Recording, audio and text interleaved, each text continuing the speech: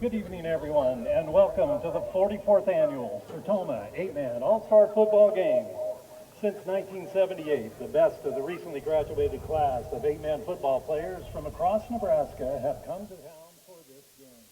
Presented by the Hastings Sertoma Club and the Nebraska 8-Man Football Coaches Association. Proceeds from this game benefit the Nebraska Sertoma Speech and Hearing Association. Now let's meet the players and those most important to them. Medals will be presented at midfield by Nathan Klaus with Palmer, President of the Nebraska 8-Man Coaches Association.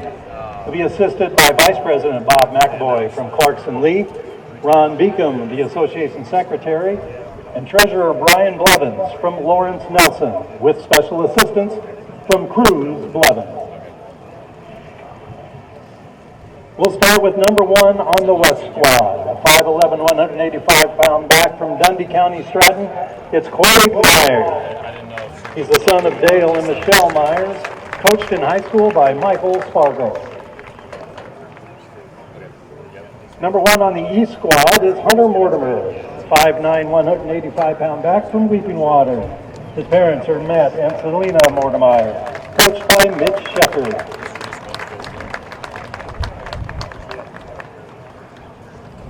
Number 2 for the West All-Stars is Tristan White, a 6', 155-pound back from Arapahoe. He's the son of Patrick White and Sean Cunningham and Katrina White, coached in high school by Dustin Kronhoffman. From the East All-Stars, wearing number 4, it's Cale Wetchins, a 6'3", 185-pound back from Heartland.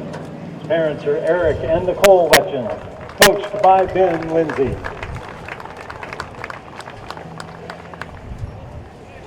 For the West All-Stars, wearing number 3 is Gunnar Reimers, a tight end, 6'2", 220 pounds from Palmer, the son of Brad and Tracy Reimers, coached by Nathan Gloss.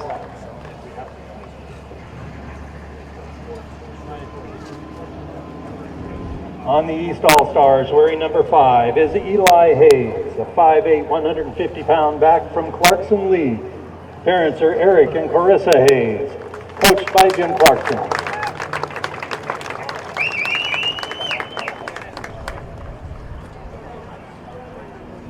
On the West All-Stars, wearing number 5 is Carter Johnson, a 5'10", 165-pound back from Anselmo Myrna. His parents are Benton and Jody Johnson, coached in high school by Matt McGinn.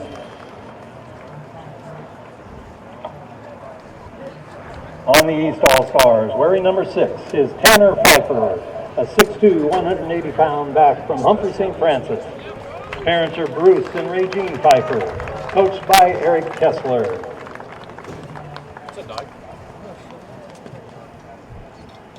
Number 6 on the West All-Stars is Tony Berger, a 6', 170-pound back from Riverside High School. His parents are Dave and Arlene Berger, coached by Corey Velasic. For the East All-Stars, wearing number 7 is Bo Ruskamp, a 6', 155-pound receiver from Wood, Florida. His parents are Chris and Lori Ruskamp, coached by A.J. Berkey.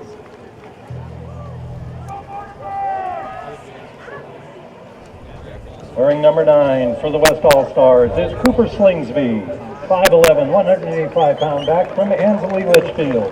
His parents are Wayne and Deb Slingsby, coached by Kurt Klahanick.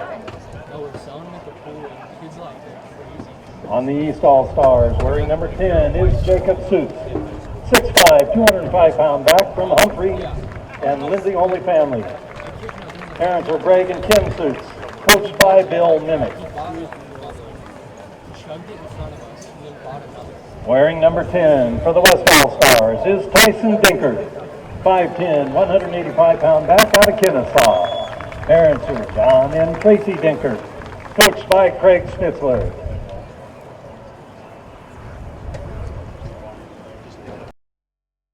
The East All-Stars, wearing number 11 is Logan Bokemper, 5'10", 178-pound back out of Wakefield. His parents are Russ and Carla Bokemper, coached by Mike Hasler.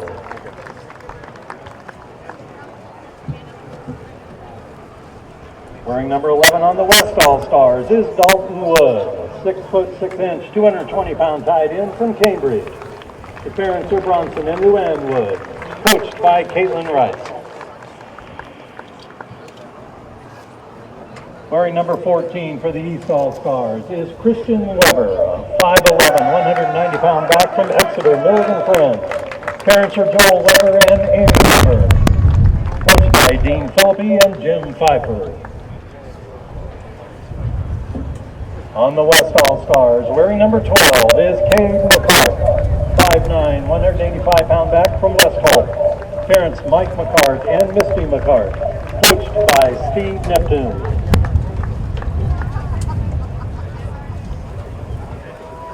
Wearing number 15 for the East All-Stars is Jacob Jordan, a 5'9", 145-pound back from Fall City Sacred Heart. His parents are Mac Jordan and Kathy Jordan, coached by Doug Schultz.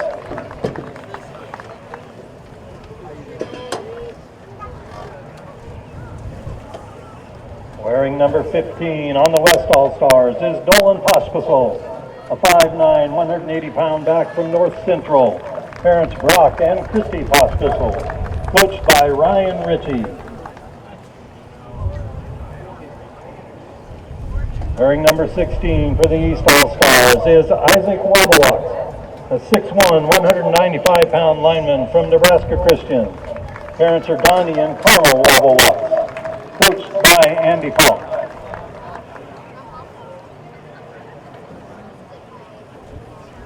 On the West All-Stars, wearing number 16 is Caleb Bush, 6', 180-pound back from Burwell. Parents are Dave and Jen Bush, coached by Luke Gideon. On the East All-Stars, wearing number 18 is Dalton Gieselman, 6'3", 250-pound lineman from Bloomfield. Parents are Brett Gieselman and Donnell Kirk, coached by Matt Kuchar. Wearing number 18 for the West All-Stars, it's Wyatt Ryan, a 6'2", 185-pound back or tight end from Overton. Parents are Eric and Haley Ryan, coached by Marcus Harvey. Wearing number 22 on the East All-Stars, it's Levi Belina, a 6', 185 foot-pound back from Howells Dodge. Parents are Craig and Christy Bellina, coached by Mike Spears.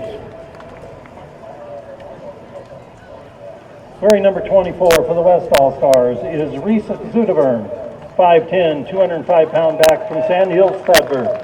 Parents are Matt and Elaine Zudevern, coached by Josh Steinis.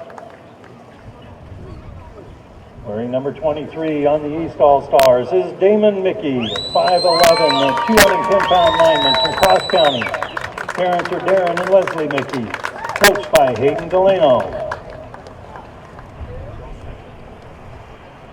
Wearing number 25 on the West All-Stars, it's Carson Jones, 6'1", 180-pound tight end from Neely Oakdale.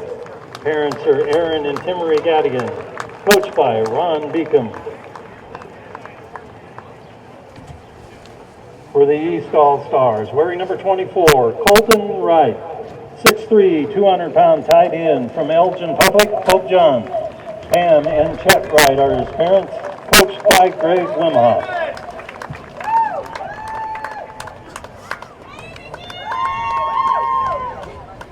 Number 31 on the West All-Stars is Hunter Cook, 5'10", 175-pound back from Sutherland.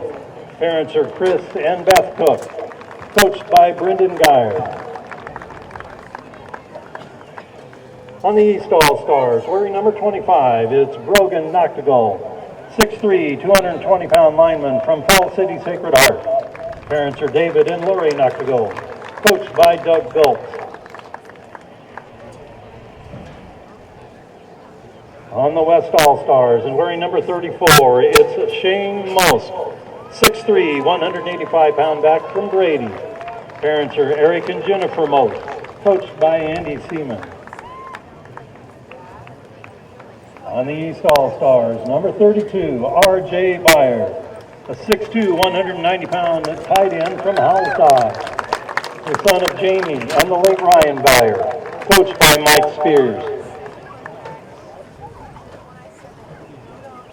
On the West All-Stars, wearing number 42, it's Caden Stubbs, a 5'11", 220-pound lineman from Maxwell.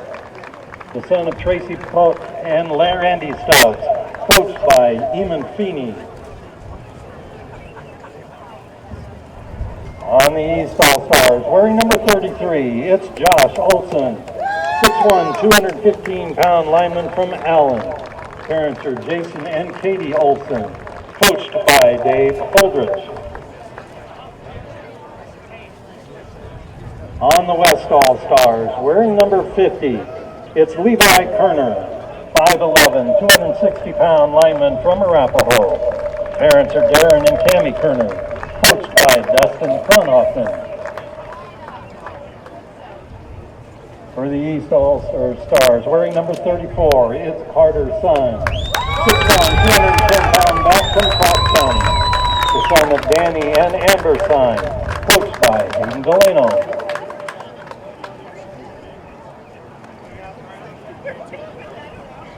On the West All-Stars, wearing number 54, it's Carter Aquine, 6'5", 305-pound lineman from Pleasanton.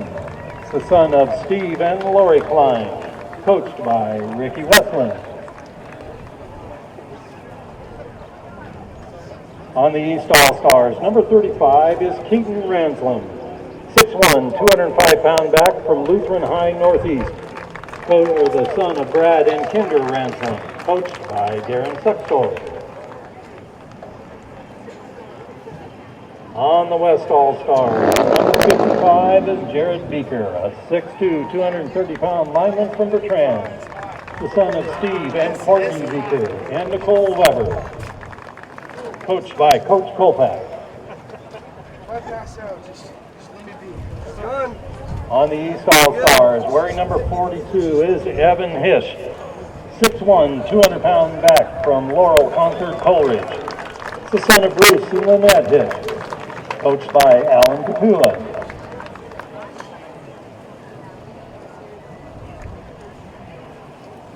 On the West All-Stars, wearing number 69, it's Sebastian Kramer, 6'2", 205-pound lineman from Medicine Valley.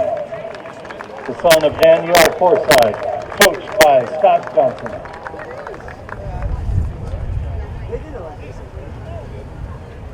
On the East All-Stars, wearing number 48, it's Camden Dusatko, 6 foot, 265-pound lineman from Stanton, the son of Jeremy and Tracy Valvor, coached by David Stoddard.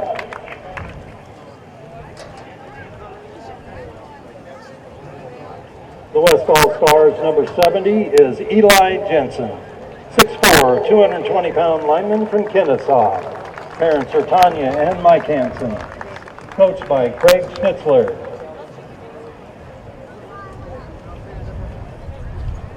For the East All-Stars, wearing number 55, it's Brendan Damrow, 5'8", 220-pound lineman from Tri-County. His parents are Derek and Jesse Damrow, coached by Brett Scheiding. For the West All-Stars, wearing number 75, it's Carter Mann, a 6'4", 240-pound lineman from Burwell. Parents are Garrett and Linda Mann, coached by Luke Gideon. On the East All-Stars, wearing number 65, it's Mitch Beeson, 6'1", 230-pound lineman from Clarkson Lee. His parents are Robert Beeson and the late Suzanne Beeson, coached by Jim Clarkson. On the West All-Stars, wearing number 97, it's Logan Mueller, 6'1", 285-pound lineman from Summerland. Parents are Steve and Motana Mueller, coached by Tom Framer. And on the East All-Stars, wearing number 81, it's Andrew Walke, the 6'4", 215-pound receiver from Palmyra. His parents are James and Diane Walke, coached by Tyler Moss. And now for the coaches for tonight's football game. For the West All-Stars, it's assistant coach Colby Hamilton from Maywood Hayes Center.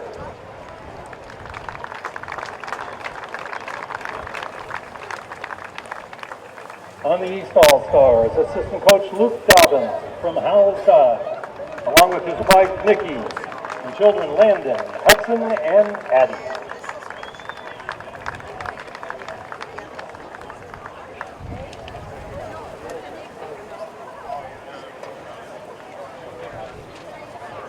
For the West All-Stars, it's assistant coach Dustin Kronhoffman from Arapahoe.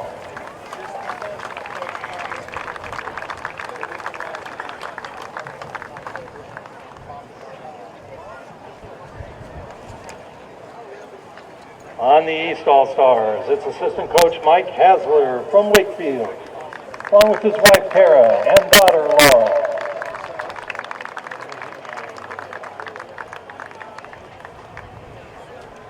Assistant coach for the West All-Stars is Andy Seaman from Brady, along with his wife Londa, children Marley and Bailey.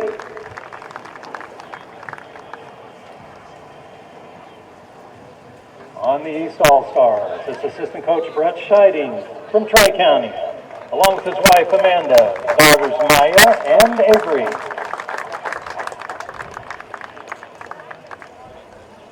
And the head coach for the West All-Stars is Josh Steinis from Sand Hills Thedford, joined by his wife Kate and son John.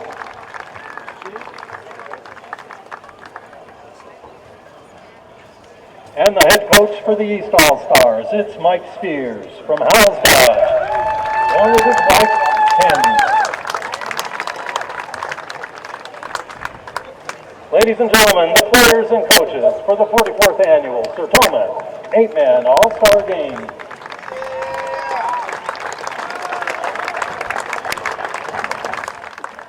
This time we'd ask you to please stand for our invocation for tonight's football game. Our invocation tonight will be presented by Damon Heitman. He's the Associate Pastor of First Presbyterian Church of Hastings. If you are so inclined, I invite you to join me in a moment of prayer. Loving and gracious God, bless those who gather here this evening. As we feel the wind upon our skin and rustle our hair, may we be reminded of your Spirit which moves among us and calls us to always love our neighbor as we love ourselves. In your gracious and holy name we pray. Amen. Now we ask you to direct your attention to the flag near the scoreboard. Gentlemen, review cover as we have our national anthem presented by the Hastings Men's Chorus of the Plains.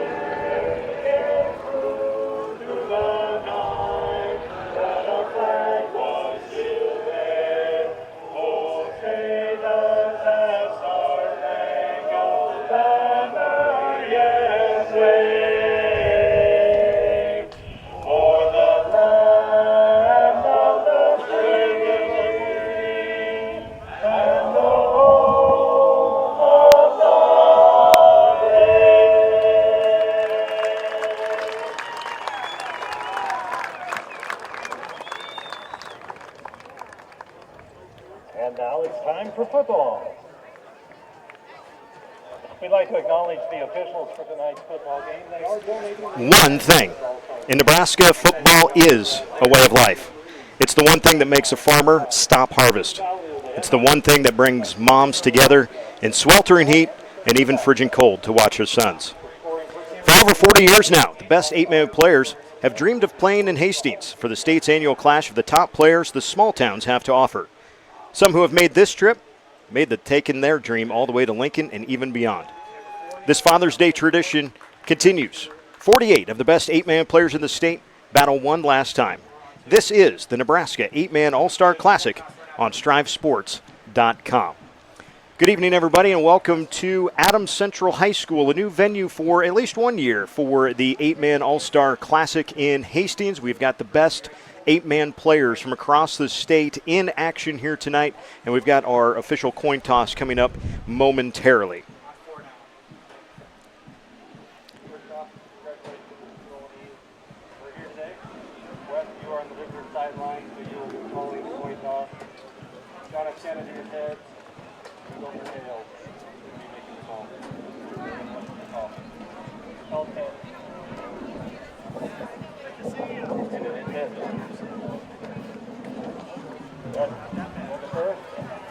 The West All-Stars have won the toss before today's football game. They deferred their decision to the second half.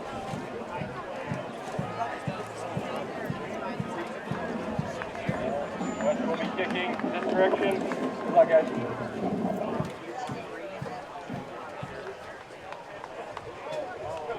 East will receive the ball to begin today's game. The West All-Stars will be spinning the East goal. And if you're new to the Sertoma 8-Man All-Star experience here, you'll notice there is a 50-yard line. We will be playing tonight's game on a 100-yard field. It is the width of a standard 8-man field, but we will be playing the 100-yard field.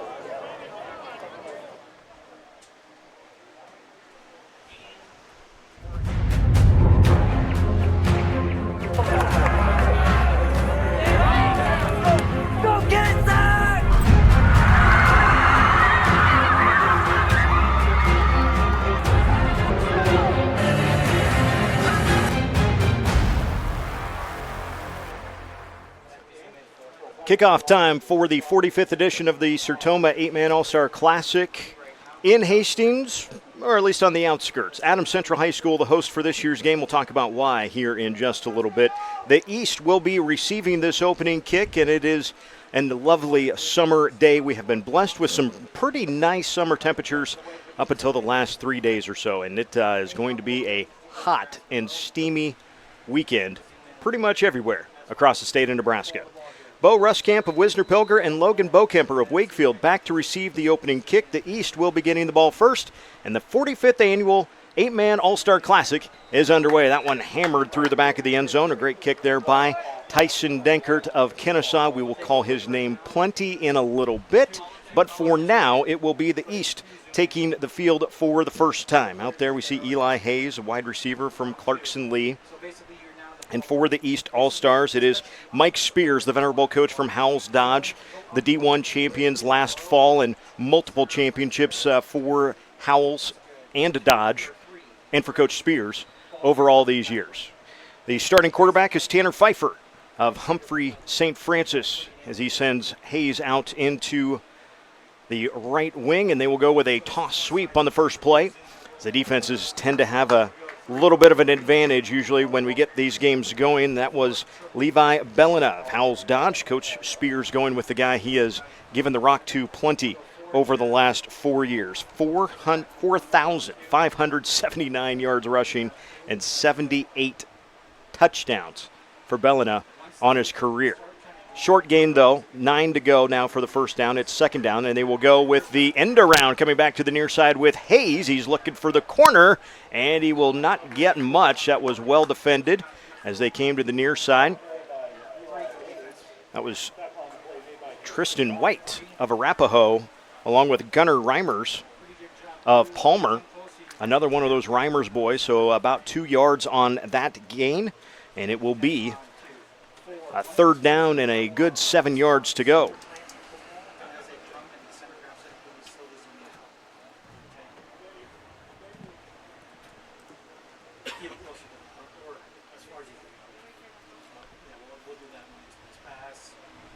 And this is a drop back from Hunter Mortimer of Weeping Water. He evades one tackle, stretches out, and they will mark him right on, and I think that will be enough for the first down. Mark him right to the 30-yard line. A first down for Hunter Mortimer of Weeping Water. And Hunter is another one that had a tremendous career for the Indians. 2,300 yards rushing in his career, 1,400 yards passing, 28 passing touchdowns, and 41 touchdowns on the ground for number one out there. They matched up with Cross County in the first round last fall in the D1 playoffs, or the second round, I should say. It was a good matchup between those two teams, and Mortimer was the warrior throughout that game, but Carter Syme and the Cougars just a little bit too much as they made their way to the championship game. That was an inside handoff to Bo Kemper of Wakefield. They listed him at running back and cornerback as well.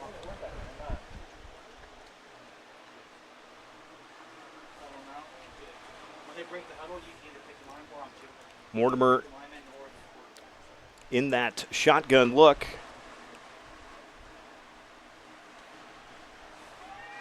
And it'll be Mortimer near side, and he gets walloped. Pushed back as he came over the top of that pile, and those cutbacks that sometimes are there during the regular season, well, they're not always there during this game. Wyatt Ryan of Overton came up from his linebacker spot and put the hurting on Mortimer, and just about a foot gain on that. So third and long, all of 9 yards to go here for the East All-Stars. One first down.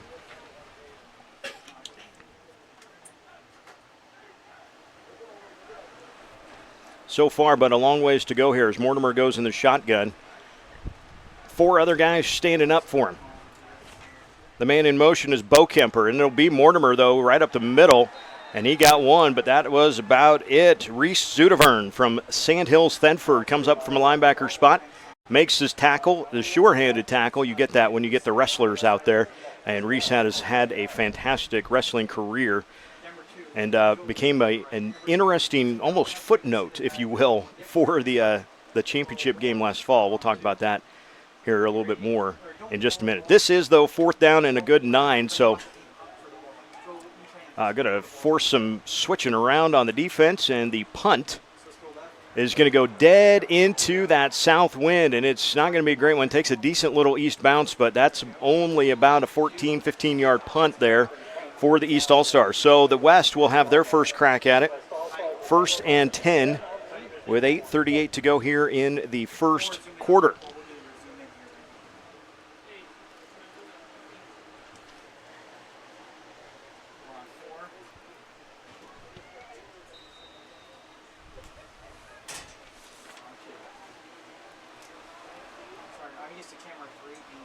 So the West All-Stars on their first offensive snap, they go with a little option pitch to the outside, and Tyson Denkert, who played plenty of quarterback actually last year for Coach Schnitzler in his career, he gets to play running back in this game. Why? Well, that's because Quade Myers of Dundee County Stratton is playing quarterback to start things off. And plenty of notes about these two guys as you would prepare for a game as they go with an end around, and Denkert looks like he wants to throw. Now he's got trouble.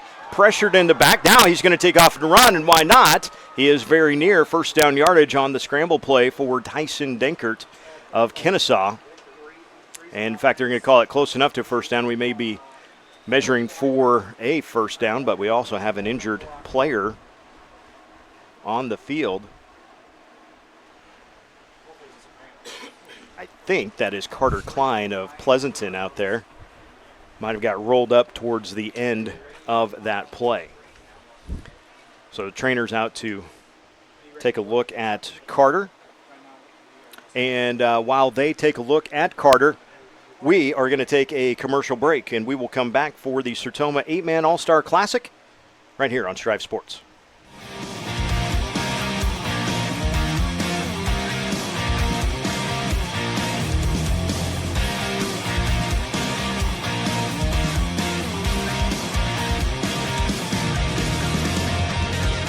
Truck Center Companies, keeping America's truck industry on the road.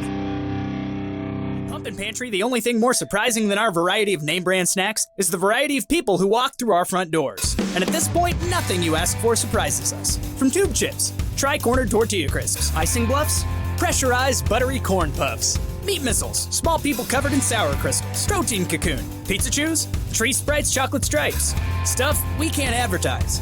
Sweet, salty, also sour. Adolescent jet power. No matter who you are or what you're craving, we got it. Pump up your day at Pumpkin Pantry.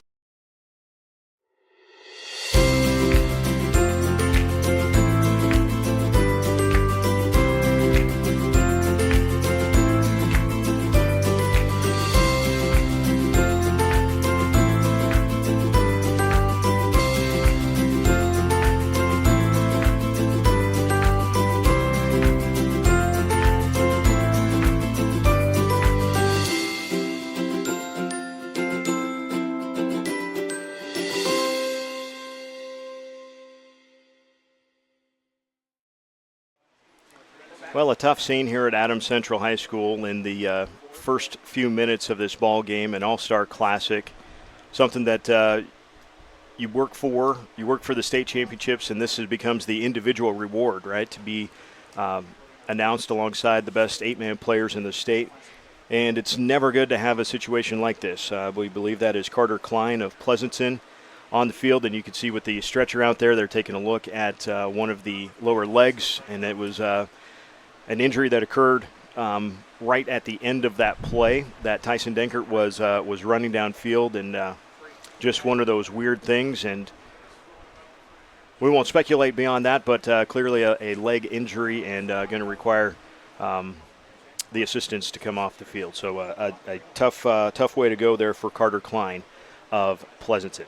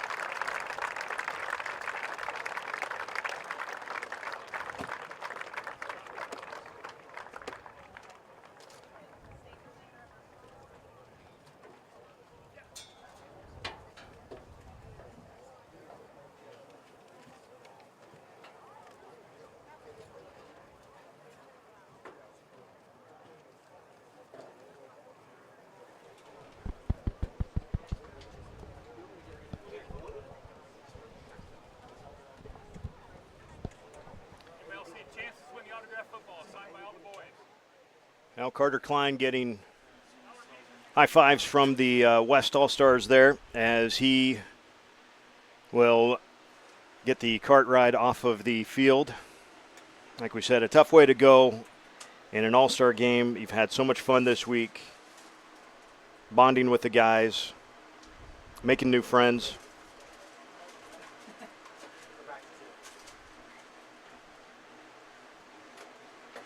And a tough way to see the game in the summer change so fast for you.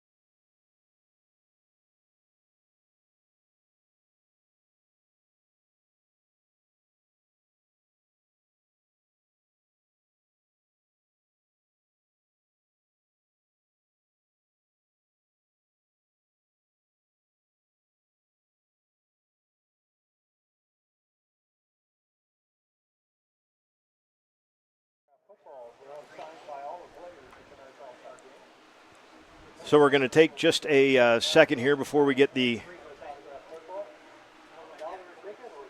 guys back and ready to go for the game.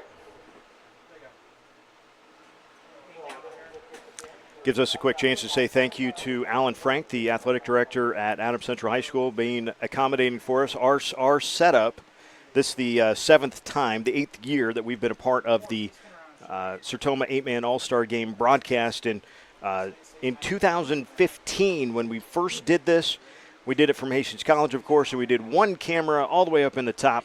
And, well, we kind of knew what we were doing. For the most part, we knew what we were doing. And we have grown now to a student broadcast group that has been that is really top-notch. We're trying to get Bridger Cruz involved. Bridger is from Kennesaw and going to be a fun guy to watch go through the media world as he takes that by storm here, I'm sure, in the next few years. Marcus Shear is our director today. Nathan Ladahoff is our producer.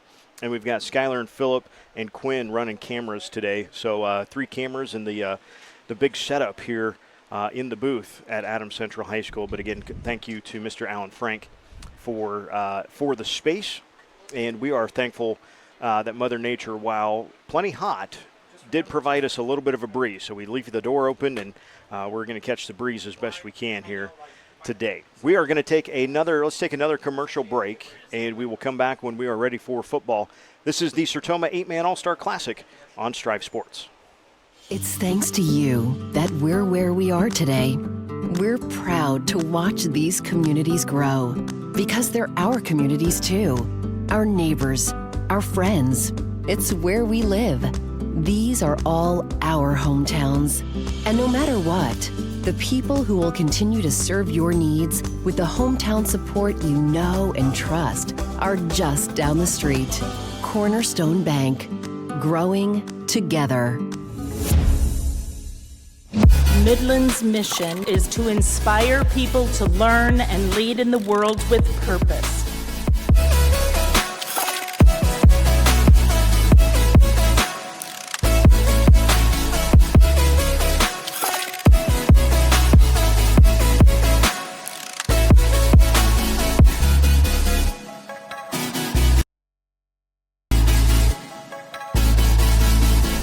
Braden Heidbrink. I'm a 12 whiskey, masonry and carpentry specialist in the Nebraska National Guard. Do basic construction. So in the last 30 years in the Guard, I've had a lot of opportunity. I've done 60 military funeral honor services in the state of Nebraska. I was a part of a mobile strike team for COVID. I chose the Army National Guard because I wanted to serve my country and my state while pursuing a college degree, and the Guard had the best benefits to offer.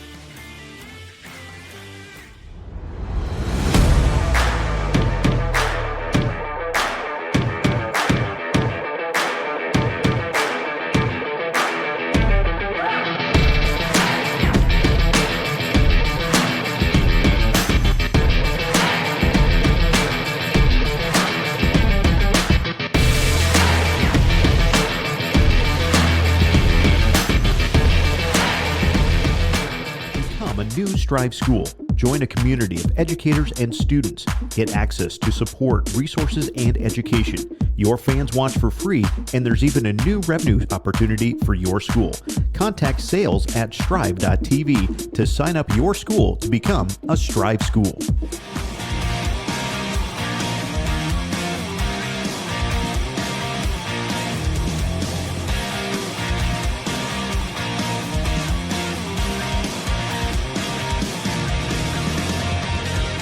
Truck Center Companies, keeping America's truck industry on the road.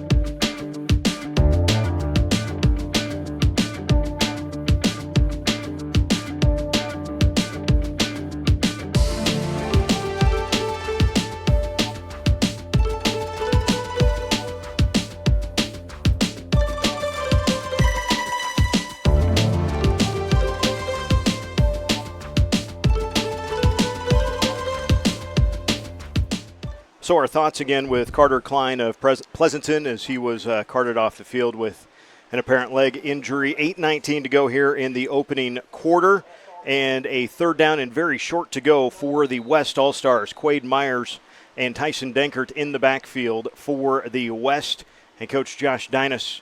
And this will be a read play. That'll be a handoff up the middle, and that is a first down for Tyson Denkert of Kennesaw. We mentioned the just almost ridiculous kind of numbers that were put up by these West All-Star guys.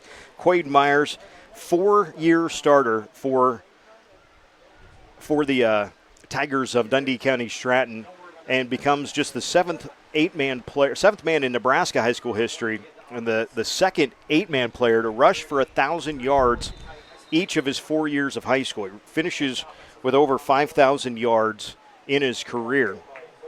And I found this interesting as I was going through stats. Quade Myers averaged, over his 4 years of starting, he averaged total offense-wise 193 yards. Now, I can give you plenty of other guys who are in this game, including Tyson Denkert, that averaged more than that this year. So what makes 193 special? It's 193 yards per game. He averaged 194 as a freshman. Folks, this kid has put up video game numbers since he started for the Tigers. Of course, they were the D1 champions in 2020. The COVID year, they went to Burwell and knocked off the Burwell Longhorns as we get our first penalty flag of the game.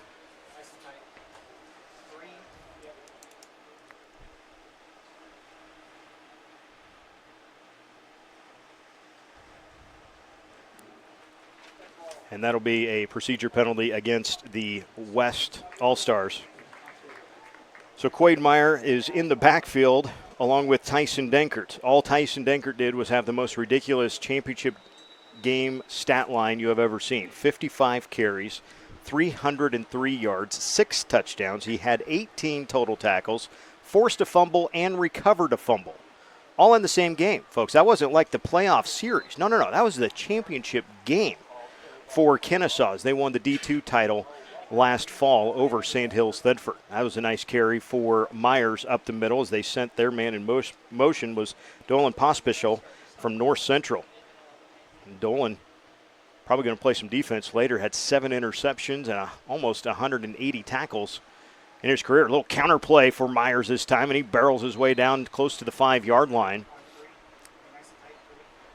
There was a planned pass, but it turned into a run, otherwise all on the ground so far in this ball game for the West All-Stars, and they have it first and goal from the east 5-yard line.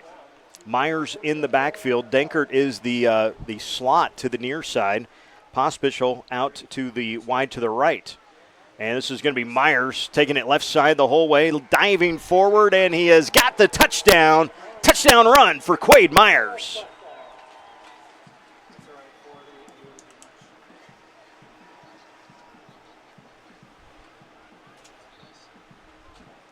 So the West strikes first on the 5-yard touchdown run by Quade Myers.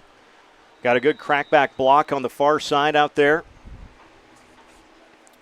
by Caleb Bush of Burwell. The West All-Stars, you could line any of these guys up at quarterback or running back, I think, and you would probably expect to gain decent yards just about every time. The conversion attempt on the way. Myers, this quarterback run the whole way, puts his head down, leans forward, and gets the 2.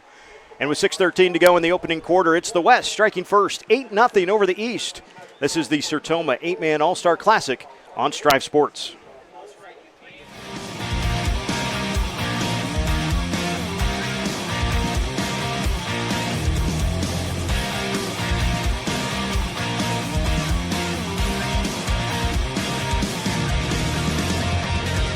Truck Center Companies, keeping America's truck industry on the road. Specialist Braden Heidbrink. I'm a 12 whiskey, masonry and carpentry specialist in the Nebraska National Guard. Do basic construction. So in the last 3 years in the Guard, I've had a lot of opportunity. I've done 60 military funeral honor services in the state of Nebraska. I was a part of a mobile strike team for COVID. I chose the Army National Guard because I wanted to serve my country and my state while pursuing a college degree, and the Guard had the best benefits to offer. Back here at Adams Central High School, StriveSports.com's coverage of the 45th edition of the Sertoma 8-Man All-Star Classic. It's the West striking first on the 5-yard touchdown run by Quade Myers of DCS. And the East will have a go at it coming up here in just a moment. As Tyson Denkert has it teed up at his own 40-yard line. You're saying, Eric, why are we kicking off from the 40? There was no penalty, was there? No, there was not. But in much the same way we have at Hastings College for the last number of years, here at Adams Central, we are playing the correct 8-man width of field, but we are playing on the 100-yard length. So this is the normal 100-yard length of a field for 11-man, but we're playing the correct 8-man width. Is it a lot different? Well, not really. Although at one point I figured there was a weird little math formula that if you went 80 yards on an 8-man field, that percentage figured to an 11-man field, you get about 2 more yards per carry is what it ends up being. So the East with it now as they try the handoff to the near side. Out here blocking in front, Brevin Damrow of Tri-County. The center, always pointing out the centers. That's what we like to do here. Evan Heisch of Laurel Concord Coleridge was the lead fullback, and the ball carrier was Jacob Jordan of Fall City Sacred Heart. He was a late addition to the squad here for Coach Mike Spears and the East All-Stars. Now Bo Kemper comes out. Cale Wetchen of Heartland, also the receiver, split to the near side. Bo Kemper goes in motion, and they will give it to Bo Kemper, and he is swallowed up in the backfield. Wyatt Ryan of Overton makes his second big defensive play. We saw him come up and wallop the ball carrier on the last possession as well. And Wyatt Ryan making his presence known on the defensive side for the West All-Stars. It is 3rd and long for the East. Clock rolling with 5:16 to go here in the opening period. At the end of the first quarter, we will recognize last year's offensive and defensive MVPs as well as the coaches from last year's All-Star Classic. Wetchen in the backfield now along with Jacob Jordan. Jordan on the straight drop back. Sets up into the wind. This was floating, and that is going to be an interception for the West Squad. Coming down the near side, that is Carter Johnson of Anselmo Myrna, and he has a nice return back to the 19-yard line. Carter Johnson picks it off for the West All-Stars.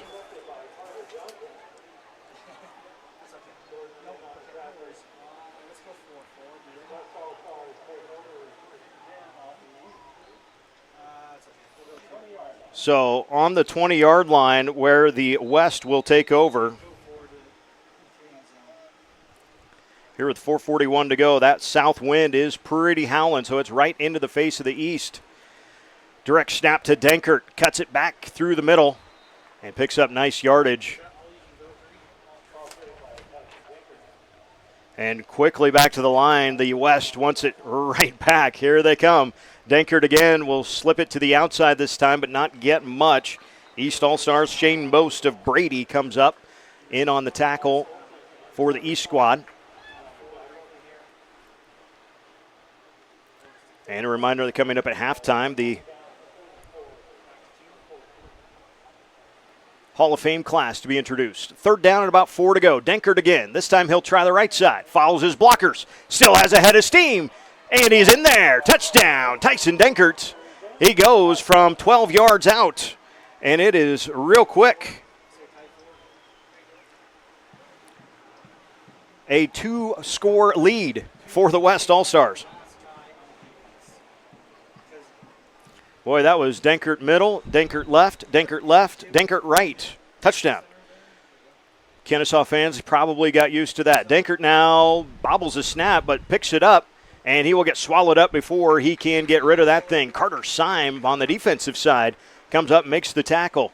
So 3:58 to go here in the opening period. It's 14-0 with the West All-Stars out in front, and we're going to go down in a moment. We will go down to the sideline. We will get Bridger and Quinn to the other side, and we got to talk to Mr. Denkert. That'll be a great way to get Bridger involved. So coming up here in just a little bit, an interview with the man of the hour, Tyson Denkert of Kennesaw. We'll talk about that in just a second. We will take now let's just go with it. We're here. We're going with it. You're seeing production on the fly.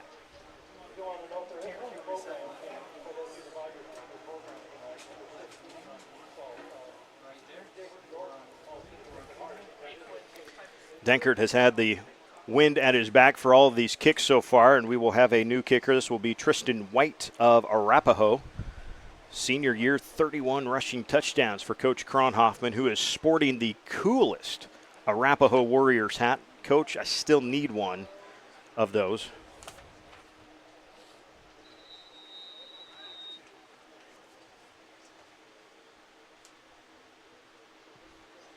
Nice driving kick again, and that will land deep in the end zone. So that wind is definitely going to make a factor. The East will just try to make it to the quarter switch.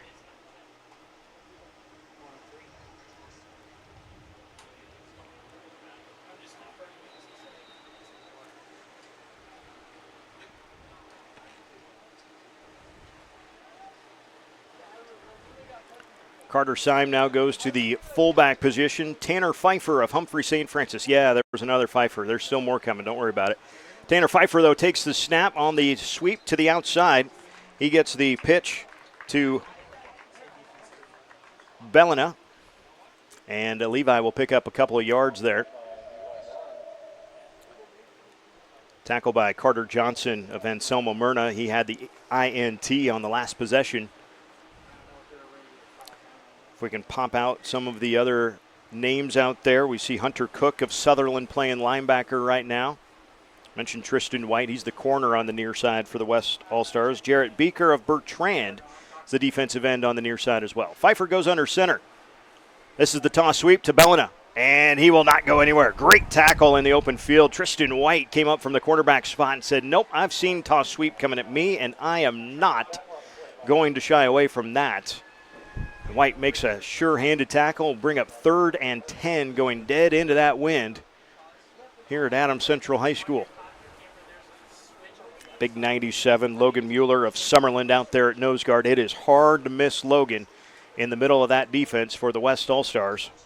Sebastian Kramer of Medicine Valley is the far side defensive end. Pfeiffer under center, straight eye. Sends a man in motion. That's Heisch. Now Pfeiffer trying to drive one, and Johnson there, but incomplete that time. It was looking for Heisch, the fullback, coming out of the backfield.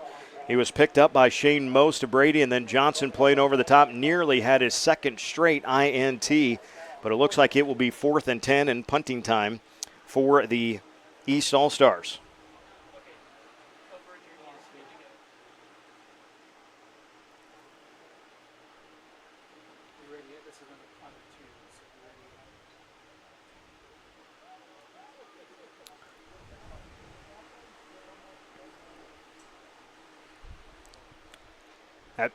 That kick, wobbly, not great. A little better than last time, though. Heisch will down it at the 46-yard line. So the East 46, again, is where the West will have it. That's where they had it the first time. And this will already be the 3rd possession for both teams here in this first quarter. We still have 2:57 to go. The West is 2 for 2 on starting and scoring in the East All-Star offensive side. Myers and Denkert in the backfield for the West All-Stars. The man in motion is Pospischel. Handed off to Denkert up the middle, and he gets about 4.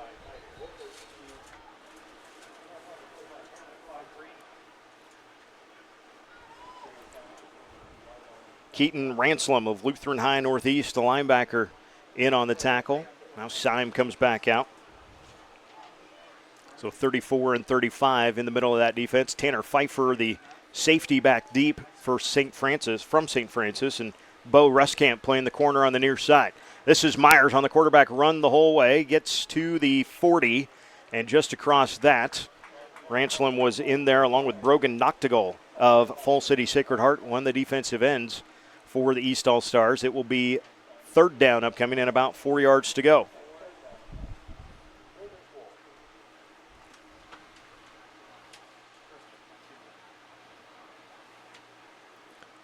After this play, we're going to go down to Bridger Cruz with the sideline report coming up next. And a false start for the West. Eli Jensen of Kennesaw. Oh, yeah. Well, we'll wait till Tyson Denker gets back to the sideline before we go back to Bridger. Yeah, that's what we'll do. So 5 yards back for the West. Caden Stubbs of Maxwell also out there for the West offensive line.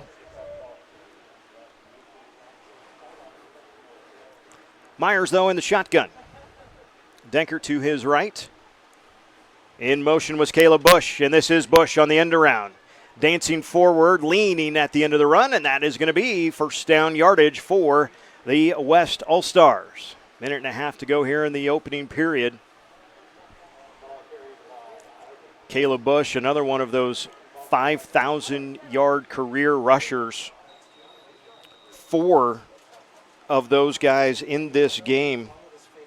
We mentioned Myers and Caleb Bush. Carter Syme made it to 5,000 career yards despite rushing for just 121 as a freshman and missing some games throughout his sophomore, junior, and senior year. Kind of puts in perspective what Carter Syme and that cross-county offense put together. Second down and 5. Bush again in motion. They will hand it off to Caleb. He turns up the field. Didn't get much that time. Better defended, as in on that tackle was Josh Olson of Allen, the nose tackle. Camden Dusatko, who was in the Shrine Bowl last week, or a couple weeks ago actually, there in Kearney. Cam from Stanton. They made the drop down to 8-man this past year, and he was still really good. Didn't matter how many guys are trying to block Dusatko. It usually takes 2 or 3. And it's just a matter of how big a percentage of your offensive blockers you're willing to spend on Dusatko. 3rd and 5 here for the West. Final 20 seconds. They will shift their formation back over to the left side. Myers alone in the backfield, but the bunch out to the left side. Steps up in the pocket. Myers going to try to run. He will not get the first down. He runs right into the waiting arms of Cam Dusatko. And it will be 4th and short, and that is how we will end the first quarter of play. All West so far. It will be 4th down and about 3 when we come back for the second quarter. 14-0 here for the West All-Stars, as we've got first the recognition of last year's most valuable players. Well, we'll stay here for that and let you take a listen into the recognition of the MVPs and coaches from last year's game.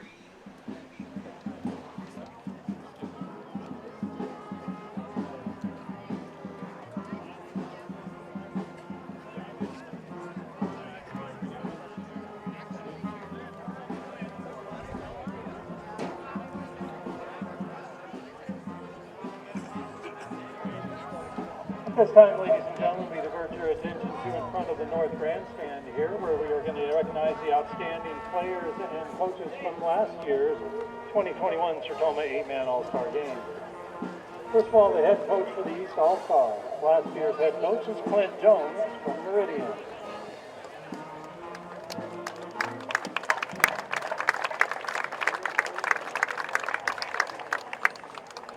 And the coach of the West All-Stars in last year's game was Jordan Hodge from Hemingford.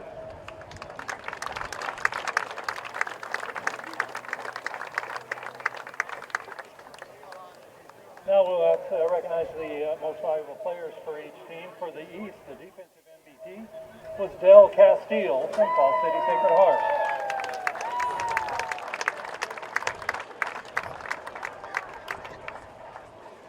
The outstanding defensive player for the West All-Stars last year was Bryce McIntosh from Mullen.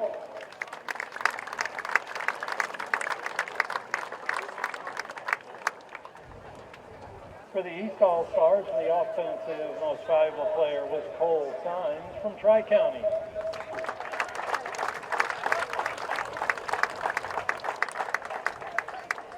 And the outstanding player on offense for the West in 2021 was Julian Hearn from Neweoka. The coaches and most valuable players from the 2021 East All-Star Game. The game, in case you're curious, was won by the East, 40-29.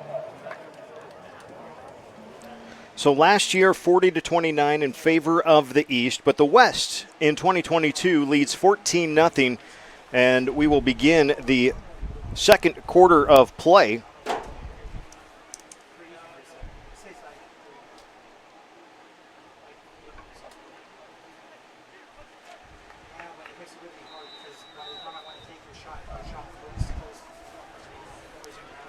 And this, like we said, 4th and 3. Tyson Dankert going right the whole way, slips off a man, and he's gone. Touchdown, Tyson Dankert on 4th and 3, and that will go from 27 yards.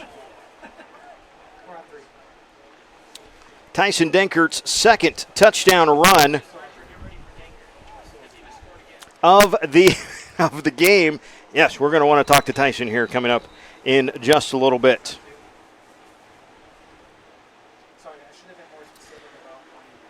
Dankert's still in the backfield.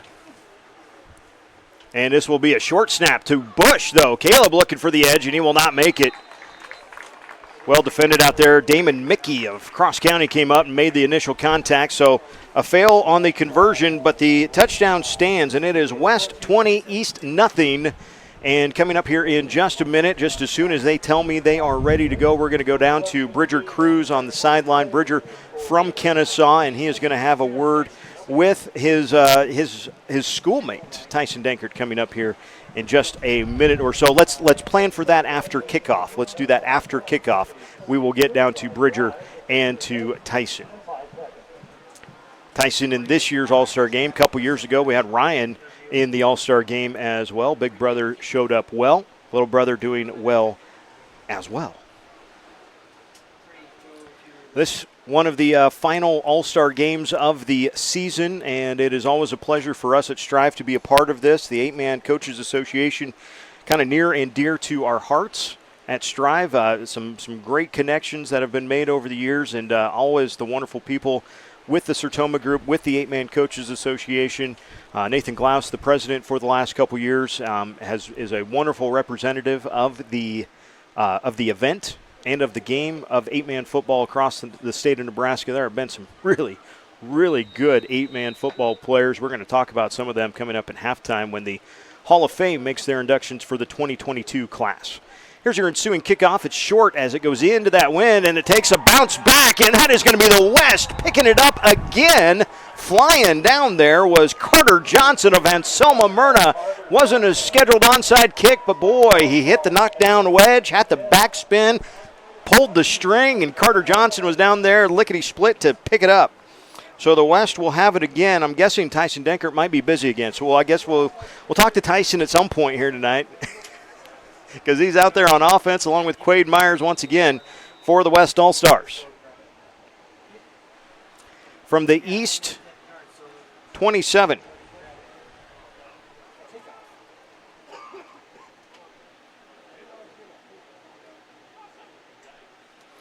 And this is Myers keeping it the whole way himself to the left side. Good defense, though, coming up. Tanner Pfeiffer has seen a long play get strung out like that before. He says, I know how to clean up my alley, and he did it really well that time. No gain for Myers on the play. The East All-Stars have managed just a couple of first downs. Carter Johnson already has an interception for the West All-Stars as well. Or for the East All-Stars, I should say. This is Myers. And the shotgun looking to go to his right will pick up a couple, but Carter Syme there to make the tackle from Cross County. We mentioned Carter, a 5,000-yard career rusher for Coach Hayden Delano. The last couple of years, that Cougar running game just absolutely fantastic. But ran into the buzzsaw for Coach Mike Spears and the Howells Dodge Jaguars last fall in the championship game in Lincoln. Howells Dodge, your D1 champions last fall. Third down and a good 7 to go. That's Dankert in motion. Myers will get the inside shovel pass that time. And it is good for a chunk as Cade McCart of West Holt took that one and scampered forward. He is just shy of first down yardage. Cade last year, 1,300 yards rushing and 13 touchdowns in his senior campaign. This will be a fourth down attempt for Quade Myers and the West offense. Handed off, Dankert, left side, leans forward, first down for the West All-Stars. R.J. Bayer in there for the tackle for the East All-Stars. R.J. from Howells Dodge playing again for Coach Spears.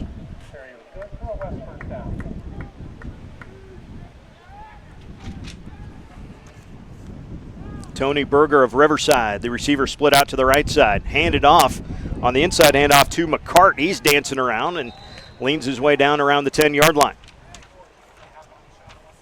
Ball carried by Cade McCart. Tackle led by Hunter Mortimer.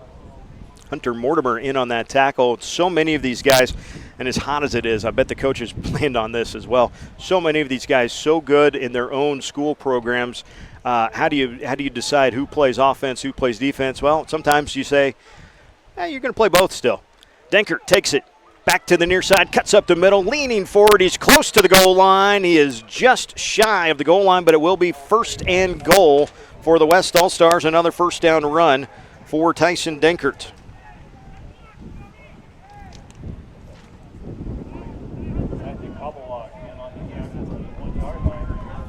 It is a breezy one here at Adams Central High School tonight. Denkert will go deep in the formation. He's already got 2 touchdowns. 8-man All-Star game record is 3, and he will carry it left side, and he has matched the All-Star game record here in the first half. Tyson Denkert from 1 yard out, his 3rd rushing touchdown.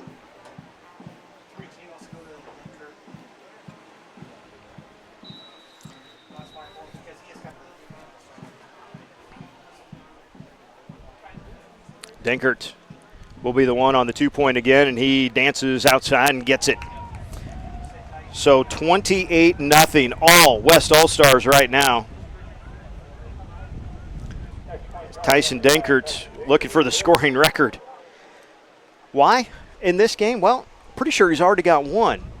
I didn't see any big note about this, but as I was preparing for this game, I thought, wow, 121 rushing touchdowns for Tyson Denkert. He's got another 30 passing. That's a lot of touchdowns. That's 152 touchdowns. What is the record? Well, Corey Eichmeyer, you might remember him. He was from Dodge. He ran for 143 touchdowns. So the total offense record is 143 touchdowns in your 4-year career. Tyson Denkert, rushing and passing, scored 152. And I'm not good at math, but 152 is bigger than 143. And so it will be, I don't know that I've seen it announced anywhere, but if the math is right, and I was looking at the right record, we have the record setters sitting out here right now. Tyson Denkert with 152 career touchdowns, your all-time leading scorer in the 8-man ranks.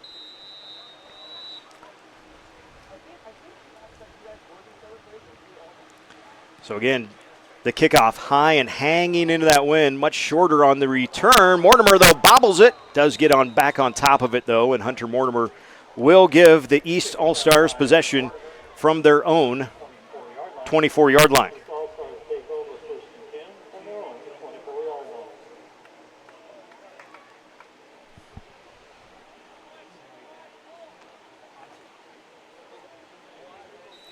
So looking to get their first offensive possession with the wind are the East All-Stars, and they've got some ground to make up now. Mortimer in the shotgun, fakes a handoff, wants a quick pass over the middle, had a man, he was there for a second. Colton Wright from Elgin Public Pope John was open over the middle, but the pressure got there quick and rushed the throw a little bit of Mortimer.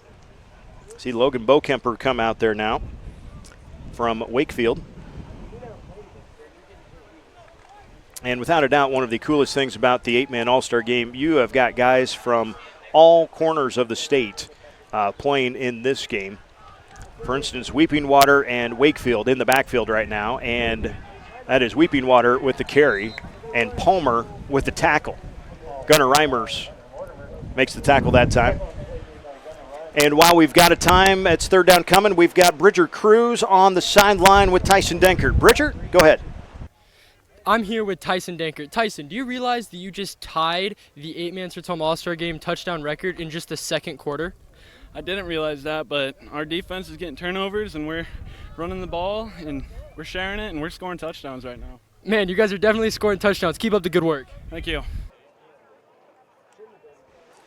Thanks, Bridger. We'll try to keep going back down there, and hopefully somebody besides Tyson will score yet again tonight. Mortimer wants to set up on 3rd and long, has a man over the near side. It's caught. Big first down, big play. Far and away the best first down play for the East All-Stars. It is a catch for Wright. Colton Wright of Elgin Public Pope John all the way down into West Territory. Finally something going positive for the East All-Stars. 43-yard line. That's an East first down. Just the second first down of the game for the East All-Stars, and they needed that one, as they will have it 1st and 10 from the West 43-yard line. Mortimer in the shotgun. Bo Kemper out to his left, and he will swing it out to Bo Kemper. Logan with a little blocker out in front on the running back swing, and that is real close to first down yardage again. Tristan White of Arapahoe there to make the stop. So it'll be interesting to see if the East can get something going through the air, because through the ground, boy, it has been tough sledding for Coach Spears and the East All-Stars, trailing 28-0 here with 8:07 to go in the opening half. 2nd down and 4 here for the East All-Stars. Mortimer scampers out and has some room to run on the right side. Trying to evade one, gets it inside the 30-yard line. Nice tackle, though, made by Shane Most of Brady. But Mortimer will have the second first down of the drive for the East All-Stars. Carry was good for an East first down.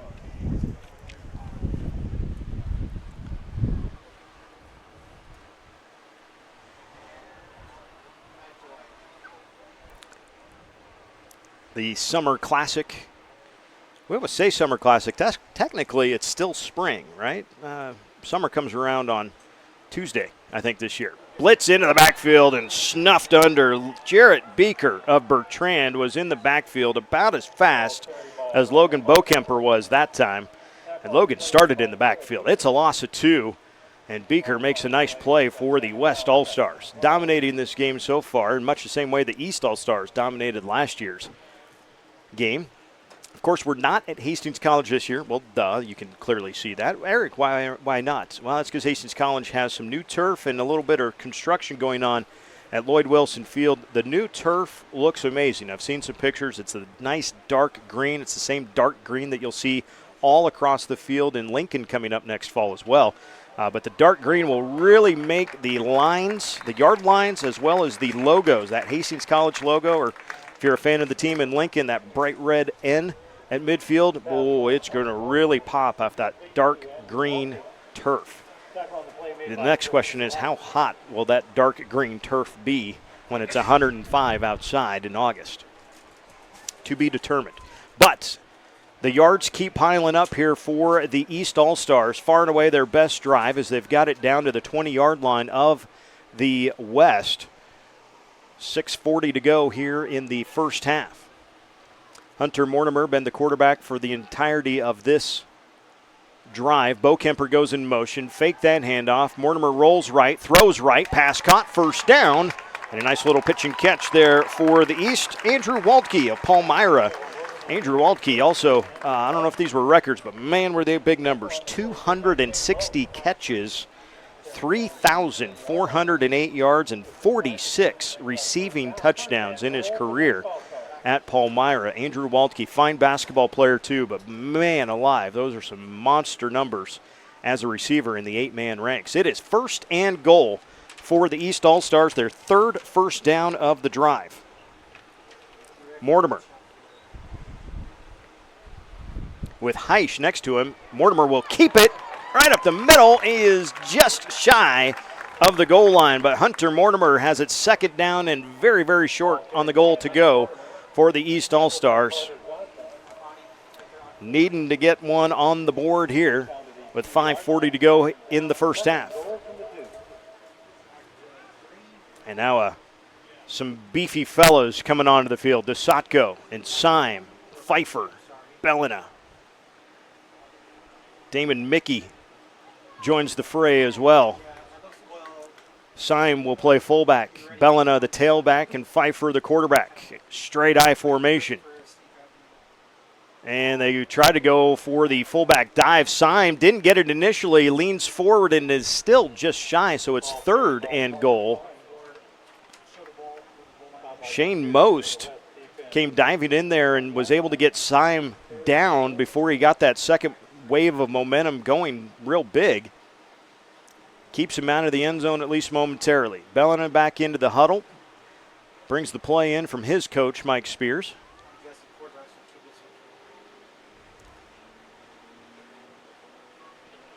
Now Syme in the shuffle motion. Quarterback sneak for Pfeiffer. Leans it. Got it. Pfeiffer on the touchdown for the East.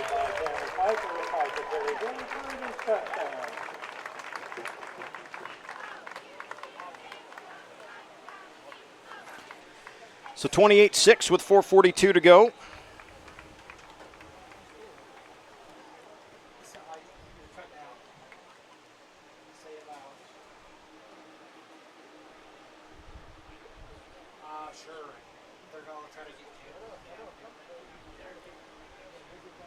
Pfeiffer still out there for the conversion attempt.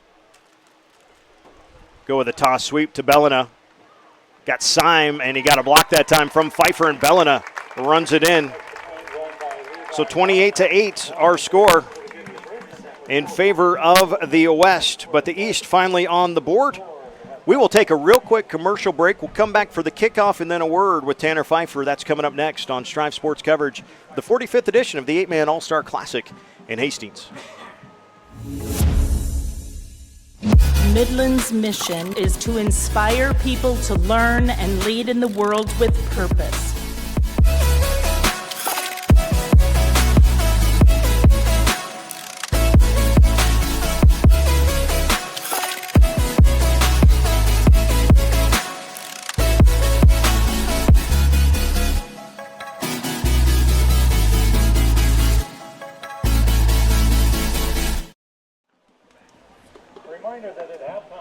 Coming up at halftime, the 8-Man Coaches Association Hall of Fame presentation, their class announcement. Man, the 8-Man All-Star game and the game of 8-Man football in the state of Nebraska has had some absolutely fantastic representatives over the years, and this year's All-Star class is another fantastic one. The players, the coaches, the special people that make the game what it is in the 8-Man ranks in Nebraska. It is so many 8-Man schools across the state, well over 100 schools that play 8-Man football in the state of Nebraska, and it's just a lot of fun to be part of a Friday night hometown football game where everybody's like, you know, I might not even know about football, but all my friends are going to the football game, so I might as well too. It becomes a social event of every week is your football game on Friday night. The East kicking with the wind for the first time. This is going to be a one-hop and fielded at about the 5-yard line. And a nice little return out across the 25-yard line.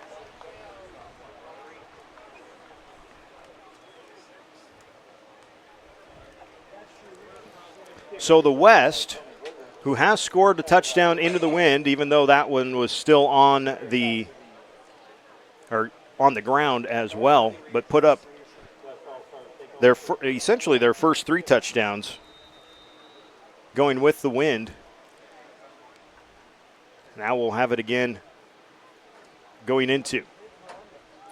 And this is a quarterback run up the middle with not much doing there. Tanner Pfeiffer in on the tackle. That's why we're not interviewing Tanner just yet. He's got work to do. That run, by the way, by Pospischal. By the way, they listed Dolan from North Central wide receiver, quarterback, and defensive back. He's the only one listed, and I asked all the coaches, I'm like, hey, who's going to play what? Like, give me a rough idea. He was the only one listed as all 3 positions. He is in that quarterback position again, and he gets a one-on-one with Carter Syme, and Carter puts him down that time. Carter Syme, a perfect open field tackle.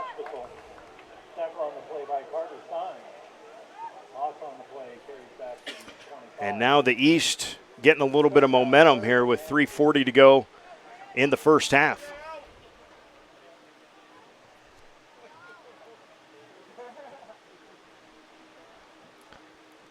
It is 3rd down and about 11 to go. Fake a handoff.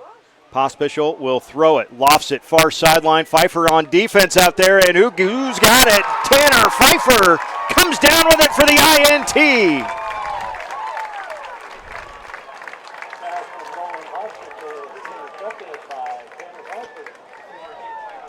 So the East gets the turnover that time as that pass floated up in the air just a little bit. We saw Carter Johnson pick one off for the East back in the first quarter.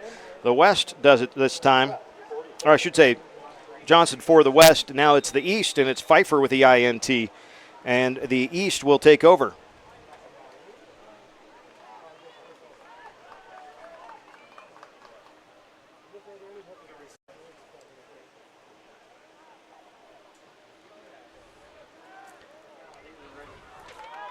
Near side, Jacob Jordan of Fall City Sacred Heart ushered out of bounds along with the official at about the 46-yard line.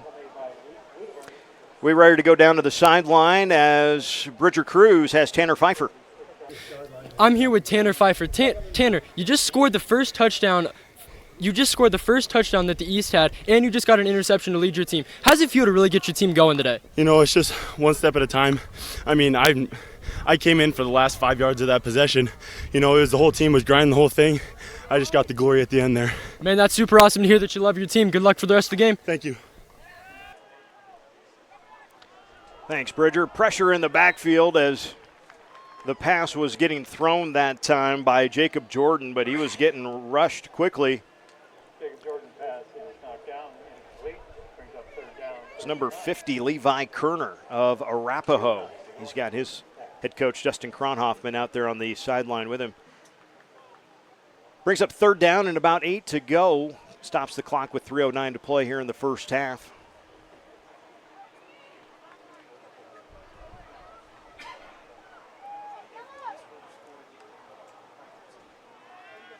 Jordan steps up. He's got room to run. Scampers out. He's got a first down. Makes his way to the sideline and is ushered out there by Tristan White. But a really nice run by Jacob Jordan of Fall City Sacred Heart. Taken out of bounds by Tristan White. Carries down to the 33-yard line. That's good. The question would be, as we, and this is one to get Tony on. Who has had more players in the 8-man All-Star game? Mike Spears or Doug Goltz? Yep. Somebody's going to look that up, and I'm not probably going to be the one. But Jordan made a nice scamper. Now he just lofts one to the far sideline. That will be out of bounds. Pressured again, though, as it was coming up the side from Levi Kerner of Arapahoe. He has been in the backfield a couple of times on this drive. Brings up second down, 2nd and 10. So it'll be 2nd and 10. The clock stopped with 2:53 to go here in the first half.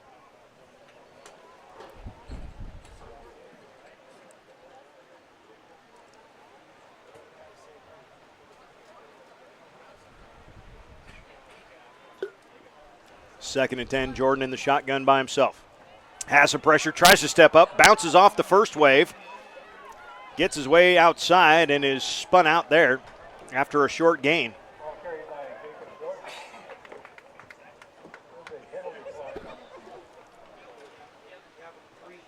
Third down and 9 upcoming here in the first half.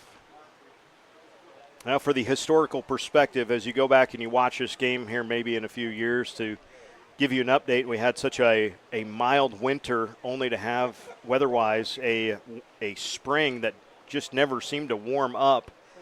And then by the time it did warm up there, we've got a personal foul here. Defense. So an automatic first down here. Second first of this drive for the East All-Stars. But the weather has been just kind of crazy. We had such a mild winter only to have April just never quite warm up at all. Lack of moisture, one of the driest winters ever recorded in the state. And it's been an interesting spring since, as Heisch catches one out in the right flat. Good job by Jordan just to get it out there to him. Tackle was made by Sebastian Kramer. And Heisch will pick up about 6 on the play. But then here in the month of June, we've been not so bad with temperature-wise. We have been rattled. The central and southeastern part of the state a couple of different times has been rattled with some incredibly powerful storms. And now here in the last day and this weekend. Expected to be in the triple digits with high humidity pretty much the whole time. Jordan fakes a pass. Now he's just trying to scamper out, and he will. Tristan White there to make sure he does get out. Where it will be 3rd down and short yardage to go.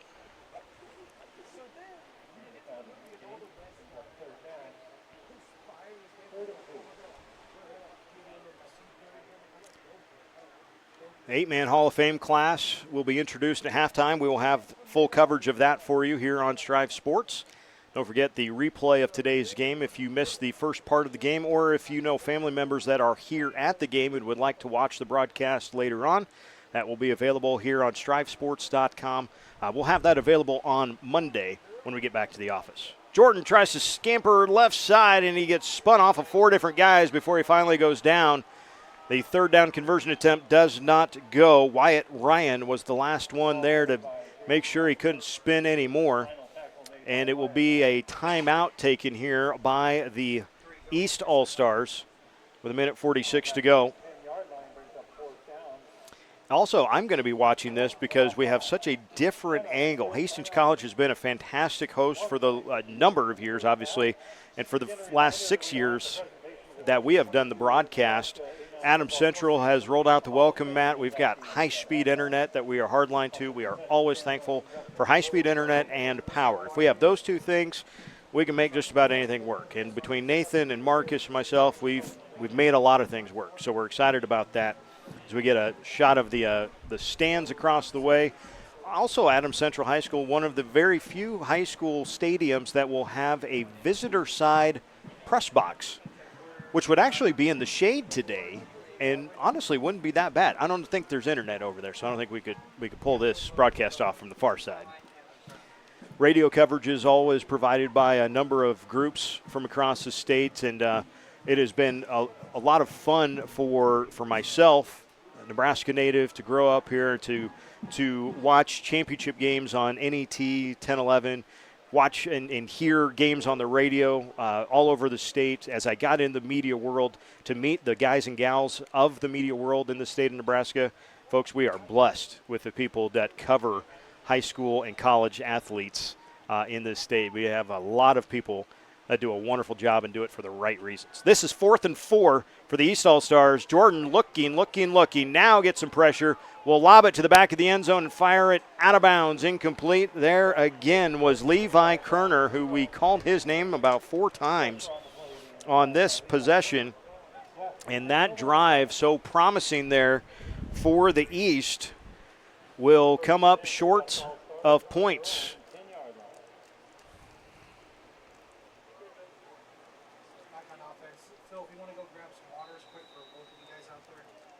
So the West will take over with 1:37 to go. And their own 11-yard line. This is Tyson Denkert looking for the edge. And he gets ushered out. He gets past the 15. Tanner Pfeiffer in on the tackle.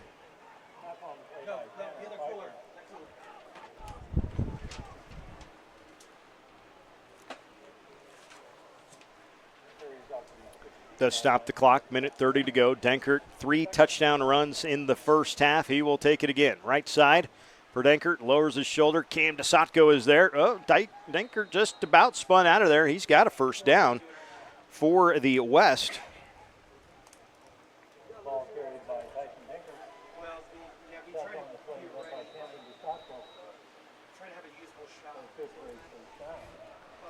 Denkert again in the backfield. Steps up. Has guys out in the flats. Pressured. Now Denkert's going to go down. Never got rid of it that time. Some indecision there for Tyson Denkert. Lost his helmet in the process. Caden Stubbs lost his as well. A couple of guys going topless out there with the heads rolling. And the West will take the timeout with 55 seconds to go here in the first half, and it would behoove the East to make sure the clock is stopped as well. Get another possession out of this thing. You've got second down and about 15, 16 yards to go. I mentioned the Hall of Fame class to be introduced here coming up at halftime. They have made their staging out to the south end of the field area here. And again, a huge thank you to Alan Frank and the staff at Adams Central High School. On somewhat short notice, they had to turn around and make the field and the facility available for today's game, and in fact for a couple of practices for the teams this week. So usually you don't get the field mowed nice and painted nice like this in the summertime, but thanks to Mr. Frank, they got that done.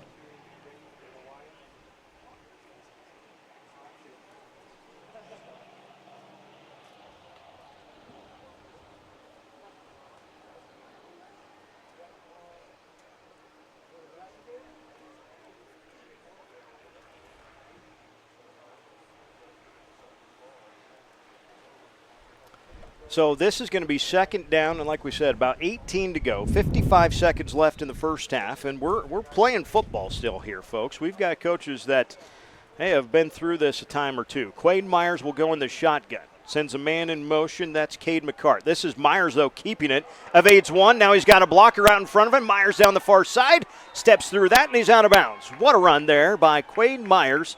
Shows you why he was one of those guys, the 7th player in Nebraska high school history to rush for 1,000 yards 4 times. Just the second 8-man player to do that trick. If you have not followed Bobby Mills, and honestly, if you are watching this game and you don't know who Bobby is, like, come on, what are you doing? I get all my good stuff from Bobby. And just you talk about an ambassador of the game as Quade Myers barrels his way into opponent territory and gets it down to the 45-yard line where he will have it 1st and 10 again. That is now back-to-back first downs for the West. And the clock will start on the ready for play with 39 seconds and counting here. Myers still in the shotgun, 2 receivers out to the far side. McCart goes in motion, but Myers will keep it to the left. Gets it inside the 40 and is stacked up there. Now a timeout going to be taken by the West with 26 seconds left. So the East gets the sack of Dankert, makes it 2nd and 18 with 55 seconds left. They're thinking, hey, we got a chance. 2nd and 18 is a long way to go. And then Quade Myers rips off a big first down run, rips off another one. Now it's 2nd and 5 from the East 40 with 26 seconds left. Still going dead into that wind, so the throwing game into the wind, it's not been good for anybody so far here tonight. And an interception for both teams with the wind at their back. So when the offense is going into the wind, man, those passes, they have just fluttered like crazy.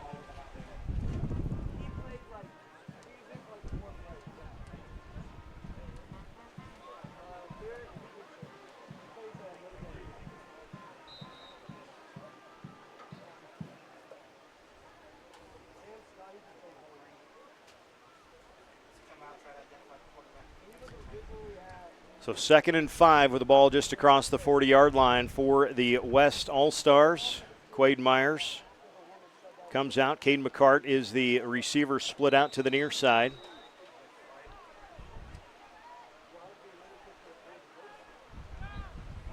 McCart goes in motion. Shift in the defense.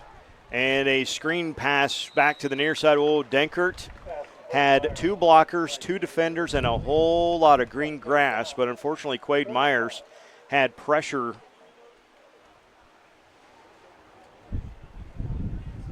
Isaac Hobblewalks of Nebraska Christian, the defensive end that time, got in Myers' face before he could really set to throw that thing. Otherwise, that was a real good-looking play for the West. It's now 3rd and 10. Dankert goes in motion, and an inside shovel pass. This is Caleb Bush.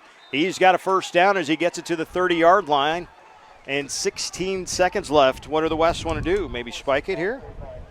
Timeout's at a premium as the clock's, it started for 0.3 of a second. That shouldn't make too much of a difference. And so another timeout taken as the West is looking for more. 28-8 our score with 16 seconds to go here in the first half. Mentioned last year's game, a nice win for the East All-Stars and the West with a similar start. In fact, we've seen both East and West go back and forth over the years.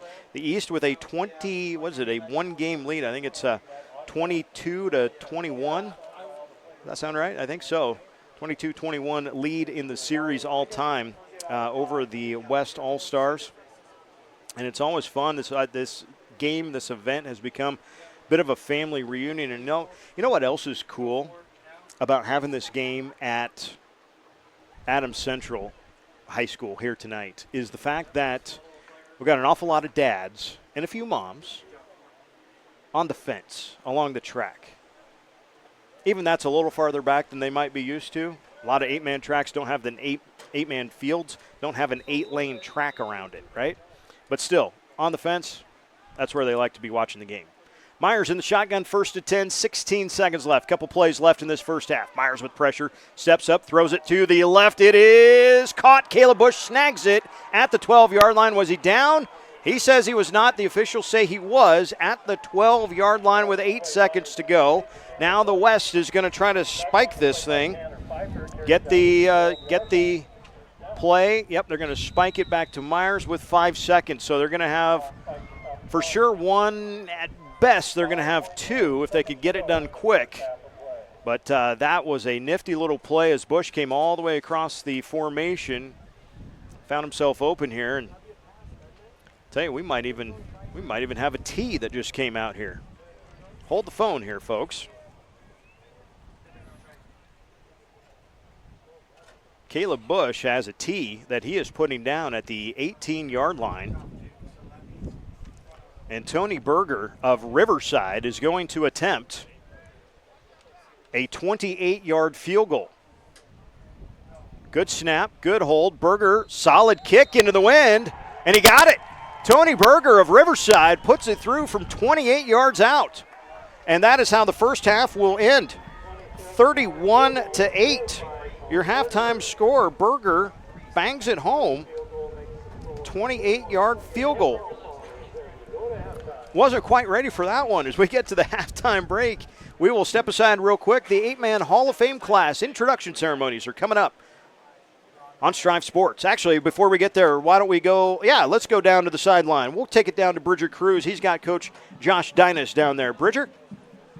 You know, I'm here with the head coach of the West team. You know, your team's up. You've been dominant the whole game. What are you going to tell your guys going into halftime?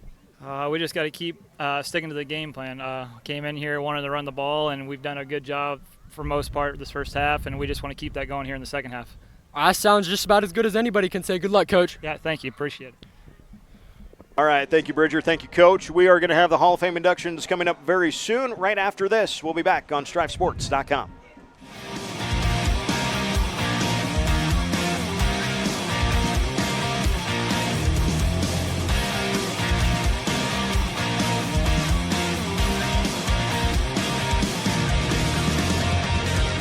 Truck Center Companies, keeping America's truck industry on the road. Specialist Braden Heidbrink. I'm a 12 whiskey, masonry and carpentry specialist in the Nebraska National Guard. Do basic construction. So in the last 30 years in the Guard, I've had a lot of opportunity. I've done 60 military funeral honor services in the state of Nebraska. I was a part of a mobile strike team for COVID. I chose the Army National Guard because I wanted to serve my country, my state, while pursuing a college degree, and the Guard had the best benefits to offer.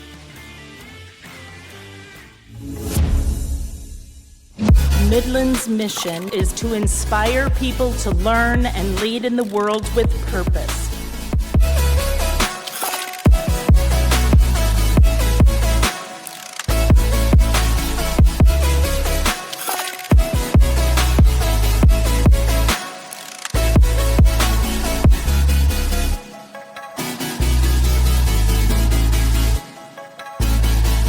New Strive School. Join a community of educators and students.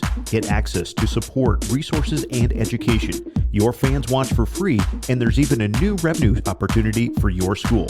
Contact sales at strive.tv to sign up your school to become a Strive School. Ladies and gentlemen, since 2017, the Nebraska 8-Man Football Coaches Association has worked to put a spotlight on the rich history that their game truly deserves, doing so with the creation of the 8-Man Hall of Fame. We're honored now to present the 2022 inductees for their roles as players, coaches, or contributors. The inductees will make their way into the field from the east end zone and receive their awards at midfield, led by Bob McAlee with presentations. The Nebraska 8-Man Football Coaches Association would like to send out a special thanks to their partners at Cornerstone Bank for making this ceremony possible. Now let's meet the 2022 inductees into the 8-Man Association Hall of Fame. Our first inductee is not able to be with us tonight. It's Michael Bayer of Howells High School. Michael terrorized opposing offenses while playing a pivotal role in 4 consecutive state titles for the Bobcats. He was selected to play in the Nebraska Shrine Bowl and was named the most valuable defensive player of the 2004 8-Man All-Star Game. Accepting Michael's award and induction today is his high school coach, Mike Spears.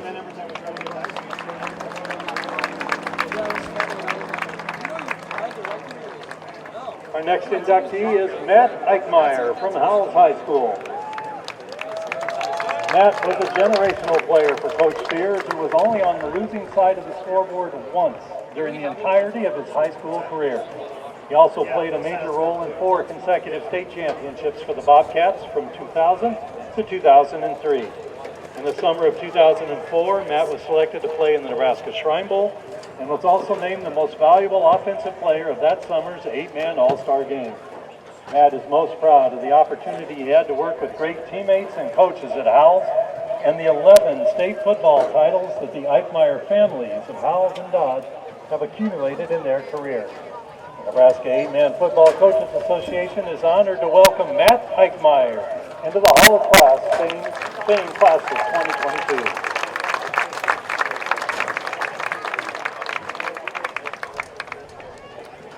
Our next inductee is Casey Bender from Lindsay Holy Family High School. From 2001 to 2004, Casey anchored both sides of the line of scrimmage for the Bulldogs, while taking them to state runner-up finishes in both 2002 and 2003. As a senior, he led his team to the 2004 Class D2 state championship. After graduation, he was selected to play in the 2005 Shrine Bowl, the Nebraska versus Oklahoma All-Star Game, and the 8-Man All-Star Game, where he was chosen the most valuable defensive player of the game. Casey went on to become a 3-year letter winner as an offensive lineman for South Dakota State University. After college, he spent 2 seasons playing for the National Football League's Cleveland Browns, Detroit Lions, and Indianapolis Colts. The NEM-FCA is honored now to welcome Casey Bender to the 8-Man Hall of Fame class of 2022.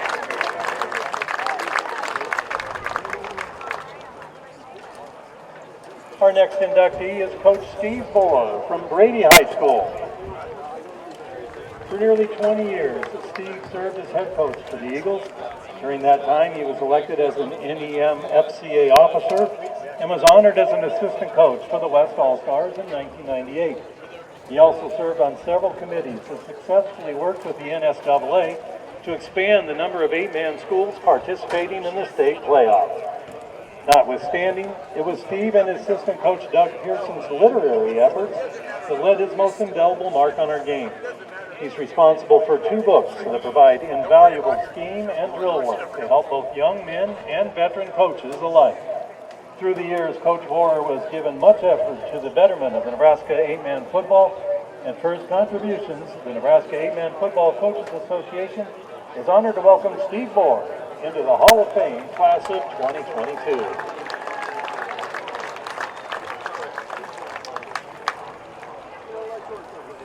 Next is Coach Rod Brummels from Clearwater High School. Rod devoted nearly 50 years of his life to the game of 8-man football. Coach Brummels took 20 of his teams to the state playoffs, made the quarterfinals on 11 occasions, and finished the 1993 season as the state runner-up. In 1990, he was selected as an all-star assistant coach and later served as the West head coach in 1995. Rod was also honored as both an assistant and head coach of the Nebraska versus Kansas All-Star Games in 2009 and 2010. He also served as the NEM-FCA president for 5 years. Rod cites his proudest career accomplishments as getting to coach his sons Seth and Josh, and building lifelong relationships with the many coaches and players that he worked with and against in Nebraska 8-man football. The Coaches Association is honored now to welcome Rod Brummels to the Hall of Fame class of 2022.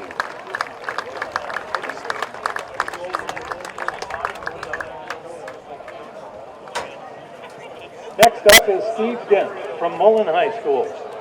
From 2001 to 2004, Stephen put together one of the most noteworthy careers in 8-man football history.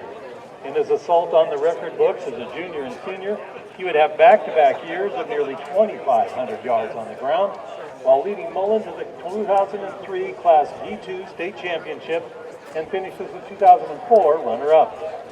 He would go on to finish with a school record 7,903 career yards.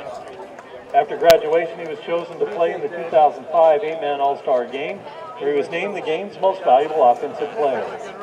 After high school, Stephen went on to a highly successful career in rodeo and won national titles at both the collegiate and professional levels. The Nebraska 8-Man Football Coaches Association is honored to welcome Stephen Dent into the 8-Man Hall of Fame class of 2022.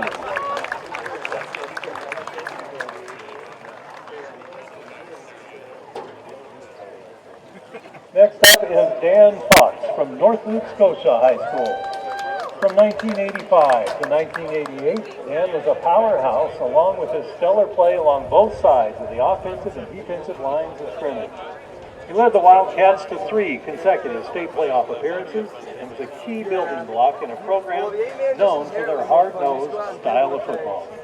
Following graduation, Dan was selected to play in the 1989 8-Man All-Star Game and later went on to a decorated college football career at the University of Nebraska at Kearney. He finished his local career as a 4-year starter and was chosen as both an All-Conference and All-Midwest Region honoree. The NEM FCA is now honored to welcome Dan Fox into the 8-Man Football Hall of Fame class of 2022.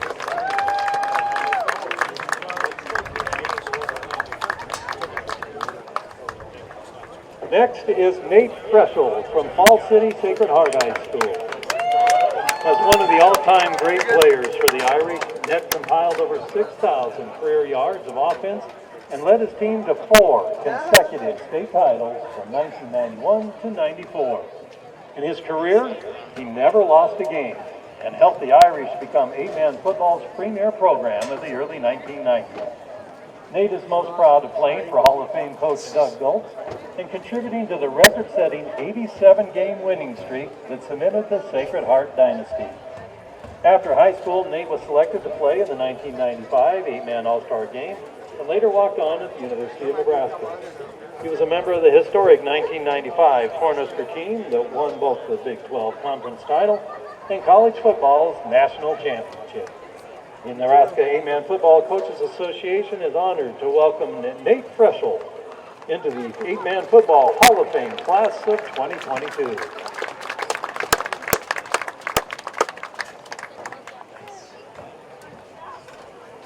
Can you imagine that? Next is Jim Gilbert from Table Rock High School. In his spectacular 1985 season, Jim rewrote the history books by setting the state's single-season rushing record with an amazing 2,828 yards, while also scoring 56 touchdowns. He was ranked in the top 3 at the national level in both of those categories during that season.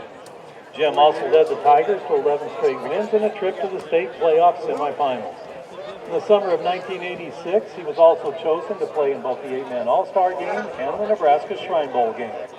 Jim later finished his highly decorated playing career at Peru State College, where he helped lead the Bobcats to the 1990 NAIA National Championship. He was honored many times over as an All-NAIA player, as an All-American selection, and was named the team's most valuable offensive player. The NEM FCA is honored to welcome Jim Gilbert into the 8-Man Hall of Fame class of 2022.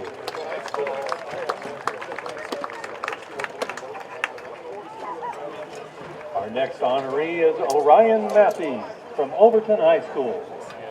As one of the best interior linemen in 8-man history, Orion helped lead Overton to the playoff quarterfinals as a sophomore, and then on to state runner-up finishes in both his junior and senior campaigns. In the summer of 2005, he was selected to play in the 8-Man All-Star Game, the Nebraska versus Oklahoma All-Star Game, and the Nebraska Shrine Bowl game. After high school, Orion went on to a highly successful career at the University of Nebraska at Kearney, where he was named a team captain, all-conference, and at the conclusion of the Lopers 2010 season, He was named to the Division II All-American football team. After college, Orion returned to Overton to coach at his alma mater. The Nebraska 8-Man Football Coaches Association is honored to now welcome Orion Matthews into the 8-Man Hall of Fame class of 2022. She's going to the bathroom. Now let's meet inductee Tyler Paulson from Dodge High School. While competing along Highway 91 Spain Cornhusker Conference, Tyler was a standout player in a football program full of standouts. Starting in his freshman year, he helped lead the Pirates to 3 state championships as they built upon the legendary Dodge football dynasty of the mid-1990s. In the process, he compiled over 5,600 career yards rushing and added 90 touchdowns. He was selected to play in the 2000 8-Man All-Star Game and then went on to play at Midland University. Among his many accomplishments, Tyler is considered by coaches and peers as one of the best running backs in both Dodge High School and Nebraska 8-Man history. The NEM FCA is now honored to welcome Tyler Paulson into the 8-Man Football Hall of Fame class of 2022.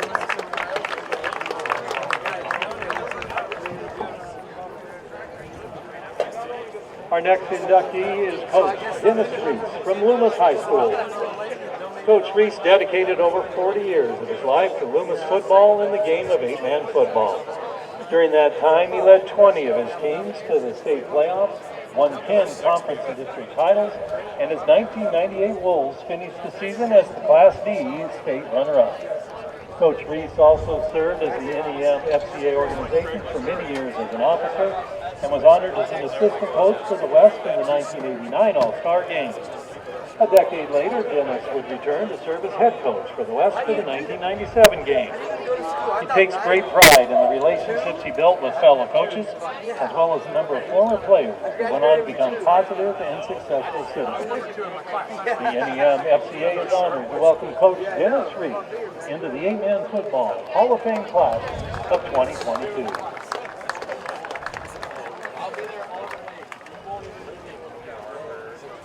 Our next inductee is Philip Schroer from Lawrence Nelson High School. A standout player for Hall of Fame coach Gary DeVore, Philip was one of the all-time great players to emerge from the combined programs of the powerful Lawrence and Nelson football teams of South Central Nebraska. In the summer of 2005, he was selected to play in both the 8-Man All-Star Game and the inaugural Nebraska versus Oklahoma All-Star Game. Philip then went on to play for Nebraska Wesleyan University, where he became a 3-time All-GPAC player and a 2-time Honorable Mention All-American. Over the course of his college career, he tallied 21 pass breakups, blocked 7 kicks, and set a Wesleyan school record with 23 career interceptions. The Nebraska 8-Man Football Coaches Association is honored to now welcome Philip Schroer into the 8-Man Hall of Fame class of 2022.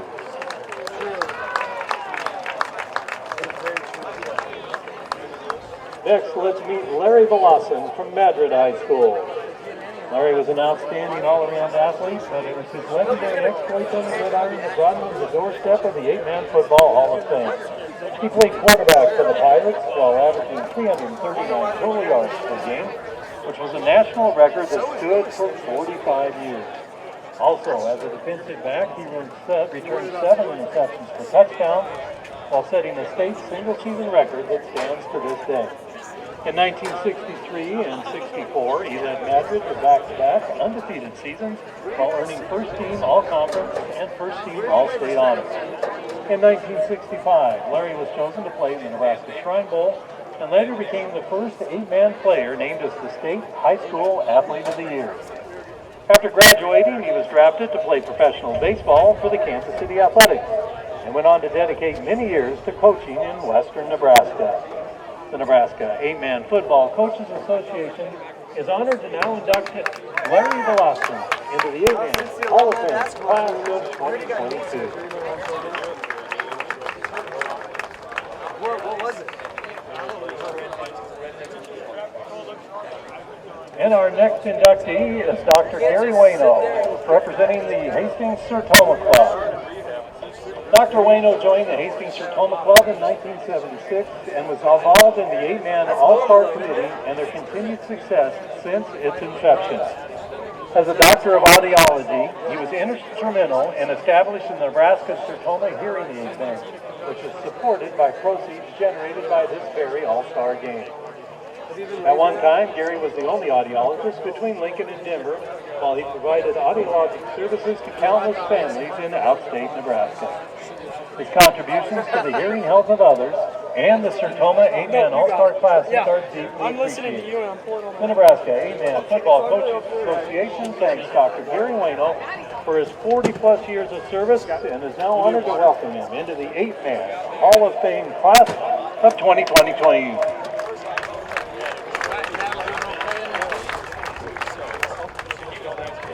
Ladies and gentlemen, the inductees of the Nebraska 8-Man Football Coaches Association Hall of Fame Class of 2022.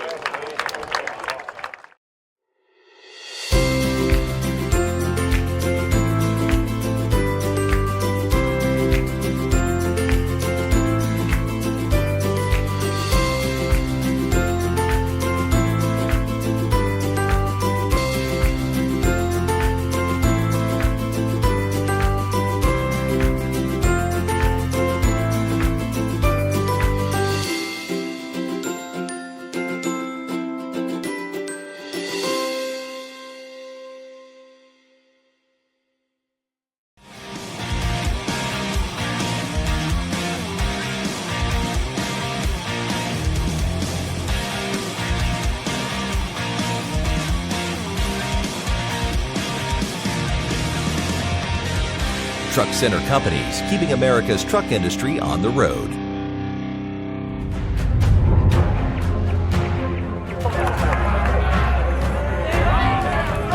Go get it, Zach!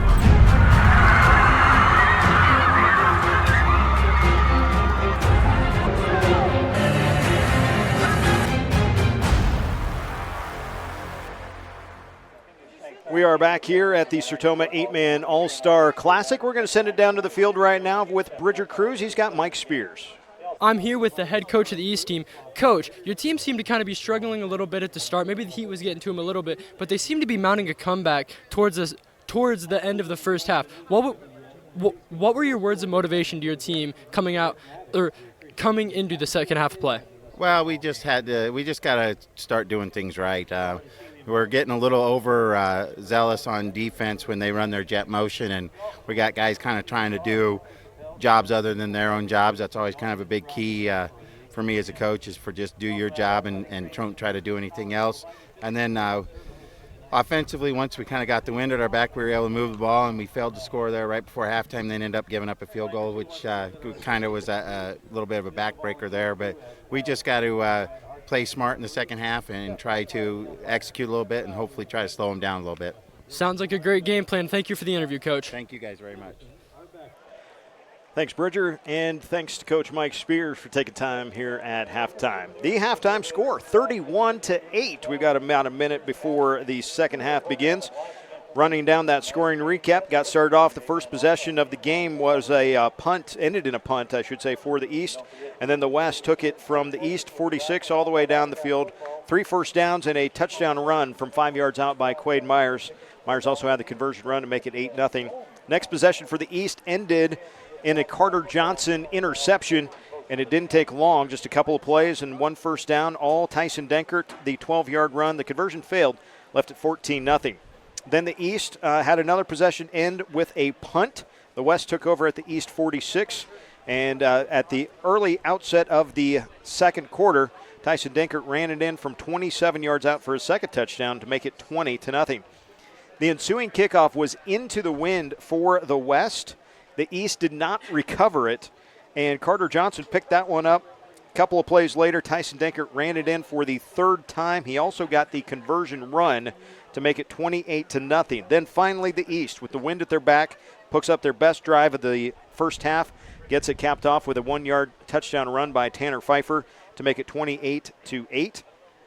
Then Pfeiffer would get an interception on the next possession, but it was over by downs. A first and goal ends up turnover and downs for the East. The West would drive, though, the length of the field, and Tony Berger would bang home a 28-yard field goal as time would expire to make it 31-8. East leading the West, or West leading the East, here at the halftime break as the shadows begin to lengthen here at Adams Central High School.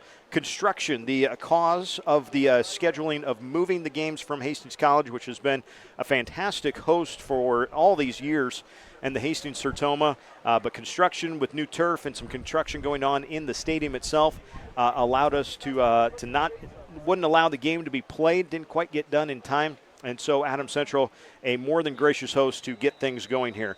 It will be the West set to receive with the wind in their faces to start this third quarter. That means it's at the backs of the East as we get underway. This is Berger with the kickoff return. He's got it across the 30-yard line, so a nice return there for Berger. And that is where the West will have it 1st and 10 from their own 31-yard line. Start the second half for the West. Tony Berger returns the kick. Back on the play by Christian Weber. Christian Weber of Exeter Milligan Friend in on that tackle. So I mentioned Tyson Denkert. He of the 3 touchdown runs. He is deep in the backfield right now to start this thing off for Coach Josh Dinas, and he will carry it left side, cuts back into the middle, and leans forward for a couple of yards on first down. Tackle made in part by R.J. Bayer of Howells Dodge. Mitch Beeson of Clarkson Lee also in there for the East All-Stars.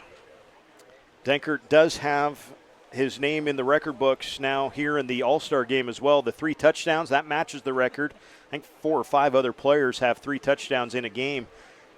He does, by himself, however, have the scoring record of 20 points now. This is Quade Myers of Dundee County Stratton popping out of there. Big first down. He is finally upended by Tanner Pfeiffer, but not before another big run for Quade Myers. 1st and 10 for the West All-Stars.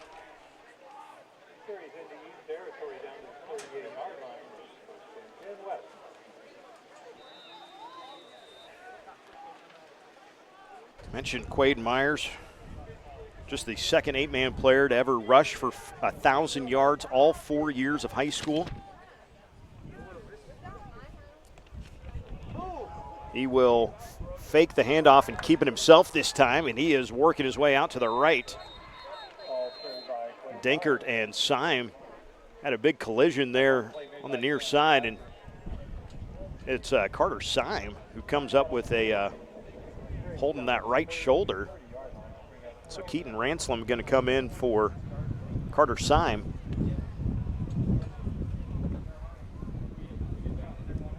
Syme going to get looked at by the training staff here.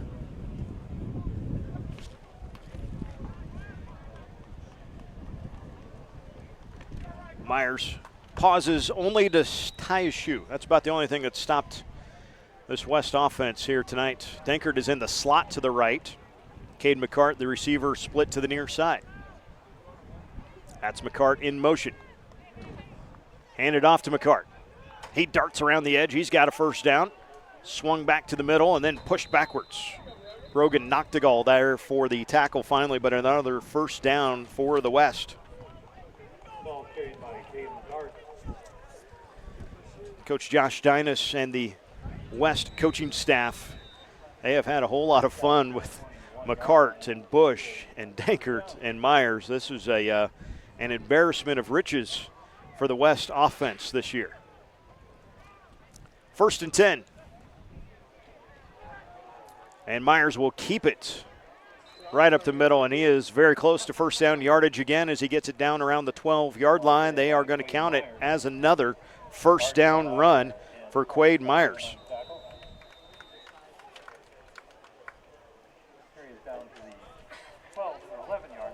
And you know, the other fun thing that is always interesting to talk to the coaches throughout the week here for the 8-man All-Star game. This becomes a mini coaching clinic. These coaches spend so much time game planning against each other as Tyson Denkert goes in for the touchdown, and that will be the solo touchdown record for Tyson Denkert, his 4th of the ball game.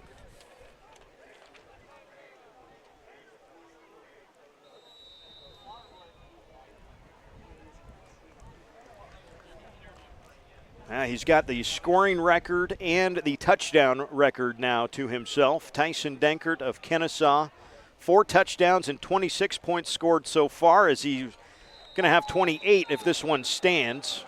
But a penalty flag came flying down. They're going to have an illegal procedure. Looked like a not a good formation there for the East All-Stars. All-star call against the West. We'll bring it back for another try.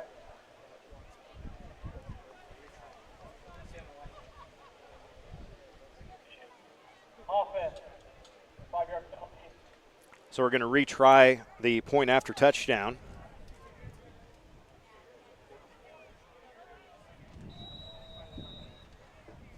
Only a couple penalties. That's what you like to see.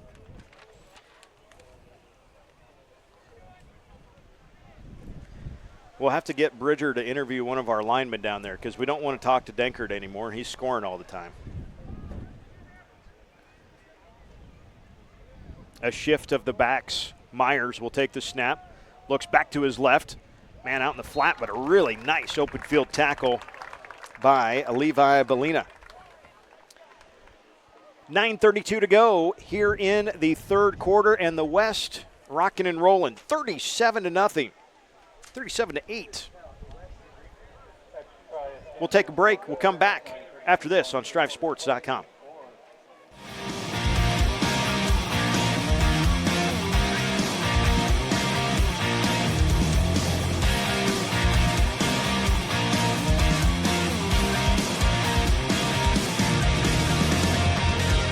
Truck Center Companies, keeping America's truck industry on the road. Become a new Strive School. Join a community of educators and students. Get access to support, resources, and education. Your fans watch for free, and there's even a new revenue opportunity for your school. Contact sales at strive.tv to sign up your school to become a Strive School.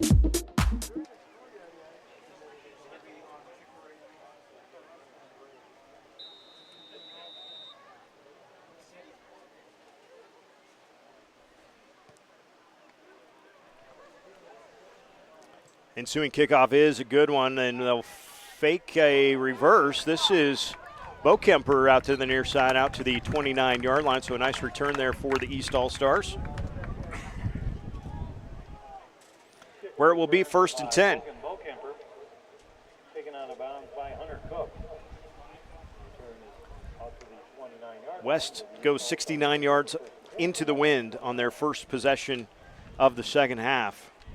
And this has been West ball game since we started. 37-8, excuse me. 9:24 to go here in the third quarter. Hunter Mortimer takes the snap. Pass over the middle is tipped up into the air. Deflected that time by Sebastian Kramer of Medicine Valley. So he got a big mitt up on that one. And will force a 2nd and 10. Let's go down on the sideline. Bridger Cruz he's got quite the crew down there on the sideline for the West. I'm here with a pretty big crew coming in size and really everything else. I'm here with the O-lineman from the West team. How's it been playing in this game today, guys? It's been pretty good. Yeah, we just get in our blocks and we're just smashing them in the face and run down the field. Yeah, it definitely seems like with a score of 37-8, you know, we talk about Denkert a lot, but you guys are really the reason that Denkert's so good, aren't you? I guess so. I mean, we just hold our blocks and he just gets around them and gets down the field. Yeah, definitely. All right, thank you guys for the interview. Anything else you guys want to say? Physicality wins the game. Exactly. Go West. Physicality wins the game. That's what I like to hear, baby. Thanks, Bridger. He is enjoying that way too much, isn't he? Bridger Cruz of Kennesaw down there on the sideline for our sideline reporting tonight. Quinn Shretlin of Sutton running our sideline camera. Skylar and Phillip up here on our main cameras. Marcus and Nathan, our director and producer. This is 3rd and 10 for the East.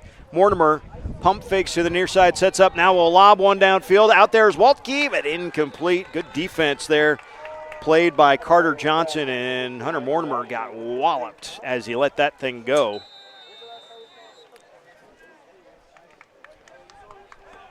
Able to get up, though. He was just more disappointed than anything, maybe. Couldn't get his feet set on that one to put a little more steam as he had Waltke coming across the formation. But ultimately, it will result in a punt.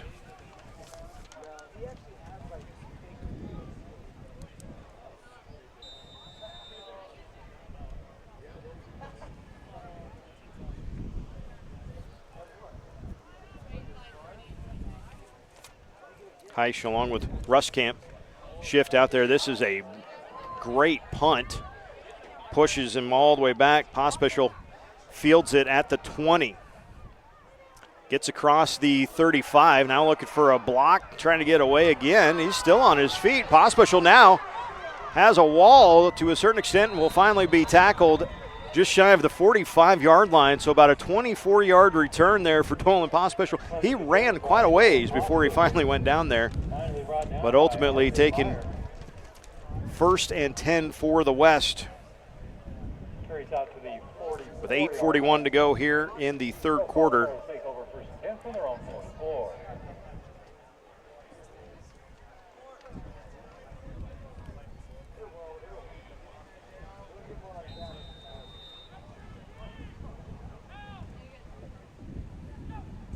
That's Bush in motion, but a handoff up the middle. That's Denkert, spins away, now a foot race. Tyson Denkert throws the stiff arm out there, and we're going to get a penalty flag on that one. Isaac Hobblewalks from Nebraska Christian, the defender. And that's about the only way to get Tyson Denkert on the ground at this point, as he popped out of there and got all the way to the 40-yard line.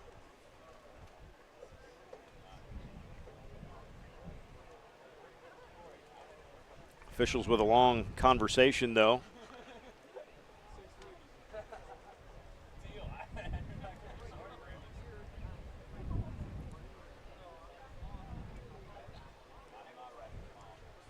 And nobody going to move the spot of the ball right now anyway.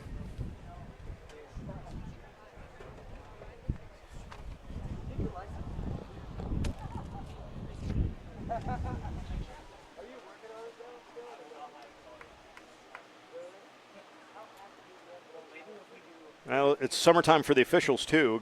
Got to figure out which way to go. We're going backwards, then we're going forwards. We count it to go forwards, then we go backwards, and now our official call.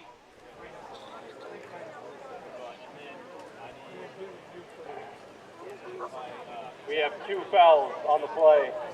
Personal foul, face mask, offense. Personal foul, face mask, defense. Those fouls offset. Replay the down. There you go. So it was Denkert and Hobblewalks with a face mask each way. And we actually kind of gave an extra yard there for the West. They're going to start this from the 45 instead of the 44. But still, it was a face mask both ways, and so they offset since they were both during the course of play. And we'll just start the drive over, is essentially what we're doing. Caleb Bush, the receiver, split to the near side.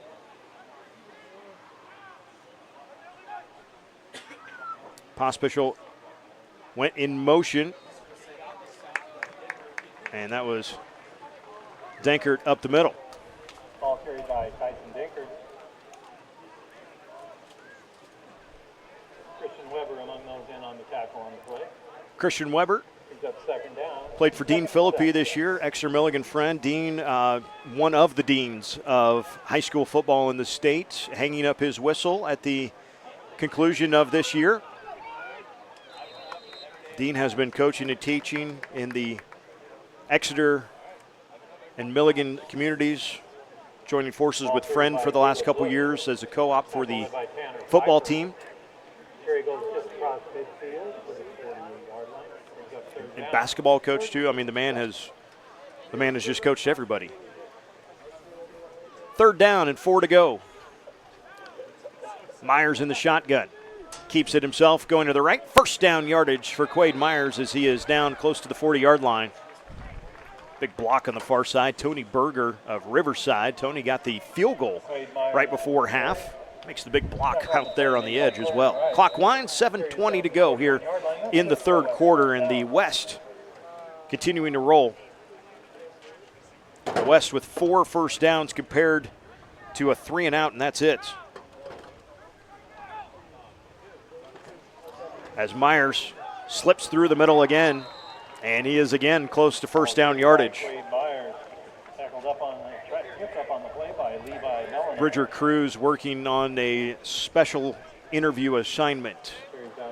We will go down to the sideline when we get that. But you might want to stick around for that one, folks. 2nd and short here for Myers and the West. That's Berger in motion. Fake it to Tony. Myers will keep it right up the middle, and the pile moves forward at the end for the first down. One of the big fellas, Carter Mann of Burwell, pushing that pile forward. Leans it down there. Eli Jensen of Kennesaw.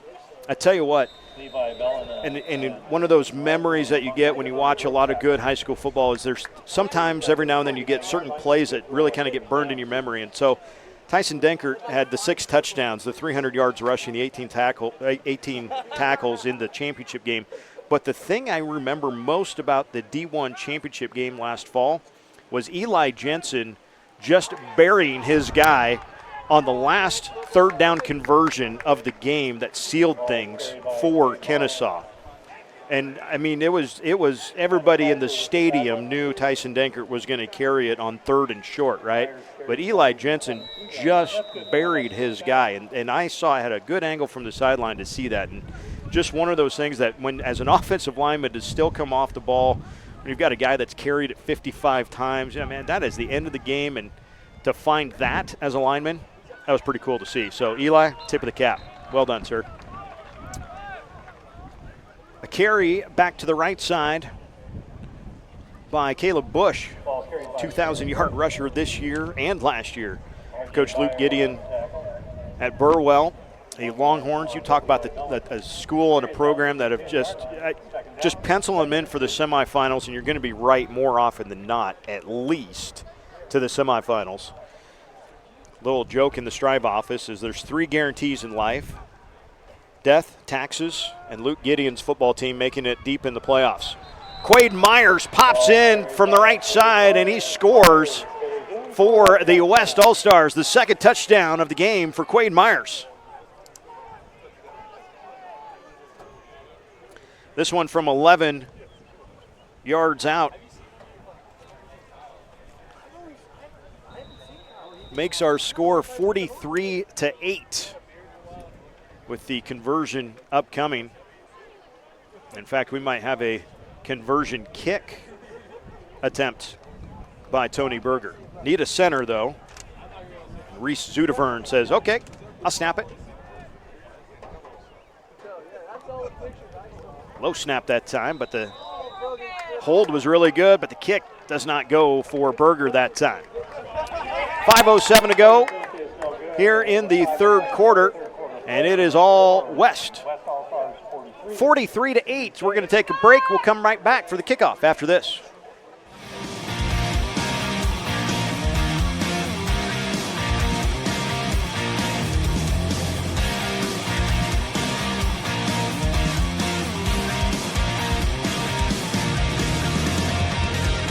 Truck Center Companies, keeping America's truck industry on the road.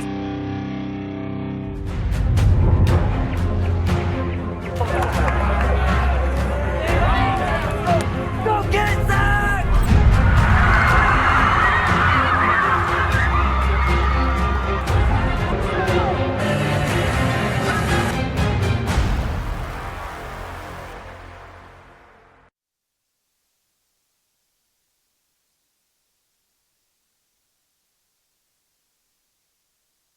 Construction at Hastings College. The Patriots have rolled out the welcome wagon this week, got the field ready, painted. Yes, we are playing on a 100-yard length, but the correct 8-man width of the field, just like we would be if we were at Hastings College, which is undergoing, like we said, some construction at the stadium this summer. The turf looks fantastic. The Broncos are going to have a great playing surface come this fall. Things weren't quite ready to go here for us in the Sertoma 8-man game, though, and we're here at Adams Central. That, by the way, is a fantastic kick by Tristan White of Arapahoe. Folks, that is still into a wind, which is not quite as strong as it was when we started this game. But as you can hear in my microphone, when I step back into the breeze, it is still plenty blowing out there. So a fantastic driving kick from Tristan White. So the East will have it from their own 20-yard line.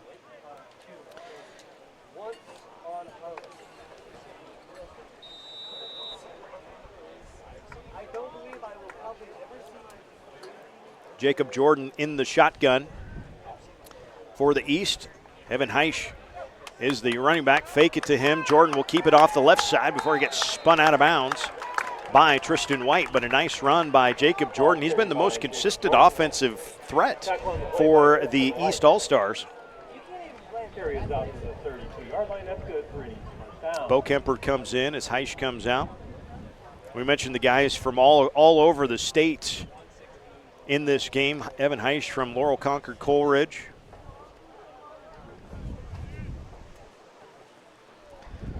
A special interview coming up after this play.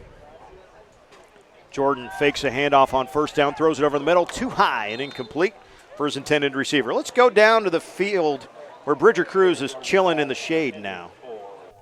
I'm here with Quade Myers, who just capped off a great drive with a touchdown. Quade, tell me what it's like to be playing and dominating in such a great game, such as the Sertoma All-Star game. This is an amazing feeling. I love playing football, so it's fun to finally be out here in the summer and get to play in some football. And I'm glad we can put some points on the board and give a show to the fans. You know, I just want everyone to realize here that I'm in the presence of probably some of the greatest high school 8-man football players in Nebraska history. On this bench right now with me is 15,000 total yards. That's no joke, ladies and gentlemen. That is a ton of yards between three people, and you guys should be proud of yourself. Jordan scrambling on the near side as he is popped out of bounds by Cooper Slingsby of Ansley Litchfield.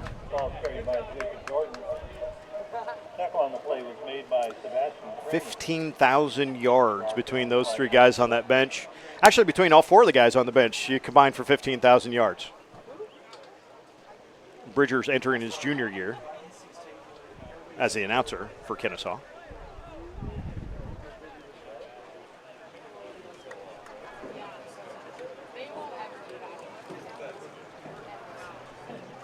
Defense, 15-yard penalty. Personal foul on the defense there. Our official microphone not working quite right, so perhaps a late hit there at the end of that one. So it's still first down.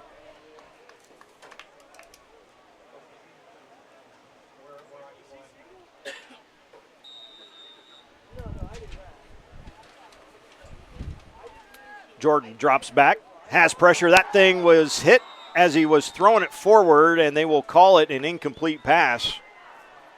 It was scooped up by Slingsby, but not a fumble. An incomplete pass is the call. So many thank yous, and we've said a few of them, but the 8-man Coaches Association, which puts and organizes this game, it's sponsored by the Hastings Sertoma Club.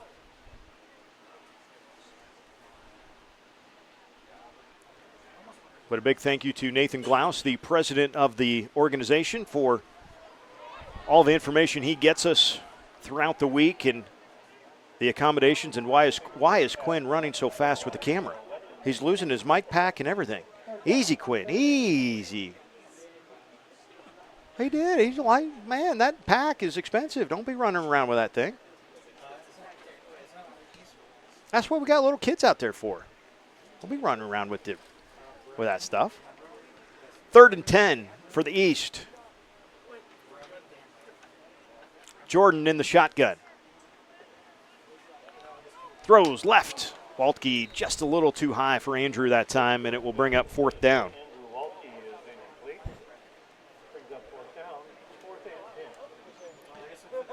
43-8 our score.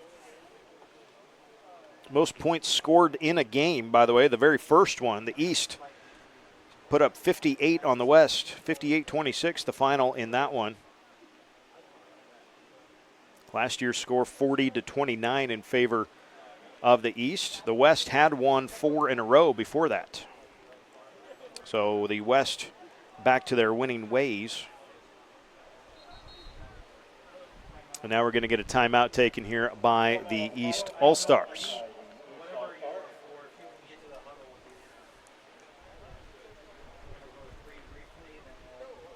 Special guest interview perhaps coming up here in just a moment. We're going to try to send it down to Bridger Cruz here in just a second. Yes, sir, I think we will go down to Bridger who has got the guy that knows way more sports information than anybody else in this stadium. Bridger, who you got? Well, Eric, I'm here with the legendary Bobby Mills. I consider him to be better than Google when it comes to Nebraska high school sports. Bobby, tell me how long you've been involved with Nebraska football. Well, I started my 1,000-yard club in 1975, so I think it's been around 47 or 48 years. See, if we do the math here real quick, that's about 3 times my age as of right now. That's something to be really proud of. You've been able to provide a lot of information, and you've been able to help a ton of kids over that time. You know, Thank you very much. That's really something cool. So what's driven you all these years? Well, I tell you, my father-in-law was an all-state quarterback from Genoa in 1943, and he said they keep track of 1,000-yard rushers and athletes in college and pro football. Why don't you do it for high school? So that kind of spurred me on to do it, and I'm a frustrated 1,000-yarder myself, so I just decided to start doing the whole process and love football. That's basically why I do it. I love the game. And that's the best thing you could say is the love of the game. Thank you, Bobby, for the interview. Oh, absolutely. All right, thank you to Bridger and thank you to Bobby as Jacob Jordan just rips off a big one there. 40 yards on the scamper for Jacob Jordan, and it is a big first down for the East All-Stars. Second first down of this drive, and got things cooking. Not quite sure. I think this is just shy of the 10, so able to get a first down without the touchdown if you're the East, so not quite first and goal, but far and away the biggest play of the game right there. Actually, maybe for either squad. It hasn't been necessarily big plays for the West, just a lot of grinded out kind of plays. Jordan, quick pass, right side. Waltke's got it, touchdown. 11 yards on the pitch and catch.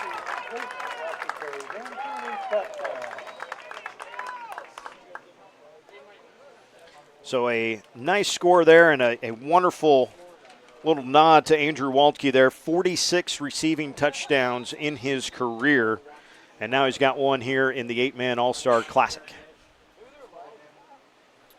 A conversion attempt on the way as Cale Wetchen is split out to the left side, Waltke to the near side. Heisch and Jordan in the backfield. Jordan dances, now throws it right. Had Waltke out there, couldn't find it, and that goes awry. 43-14 your score. We're going to step aside real quick. We'll come right back to Adams Central High School after this on Strive Sports.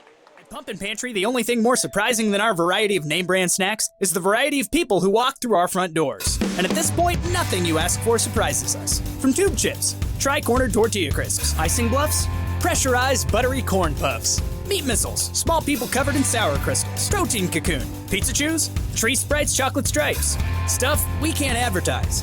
Sweet, salty, also sour, adolescent jet power. No matter who you are or what you're craving, we got it. Pump up your day at Pumpkin Pantry. Become a new Strive school. Join a community of educators and students. Get access to support, resources, and education. Your fans watch for free, and there's even a new revenue opportunity for your school.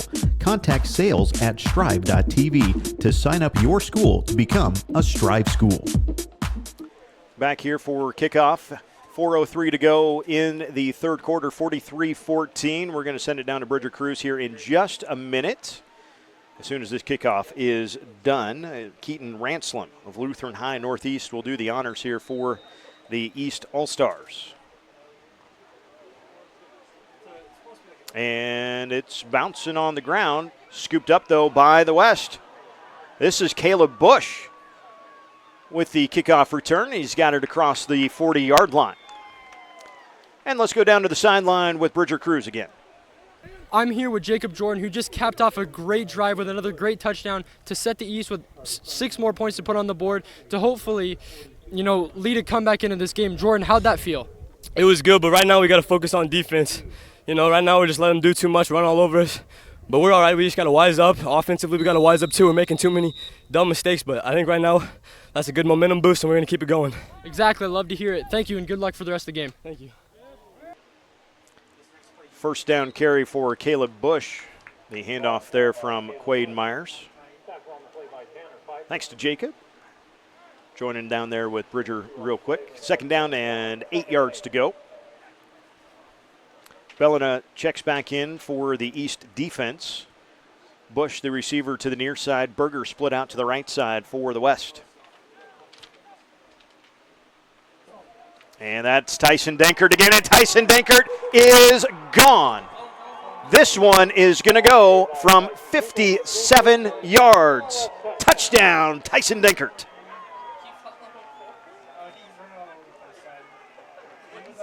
That is Tyson Dankert's 5th touchdown of the game.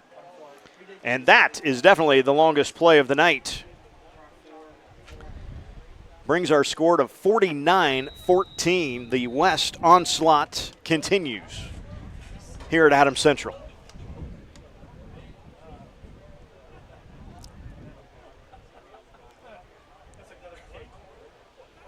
Tony Berger didn't get a great snap last time. This snap better. And he pounds that one through. That one was good. As Berger's kick is good. By the way, Tony Berger with a field goal and extra point now. Our score 50-14.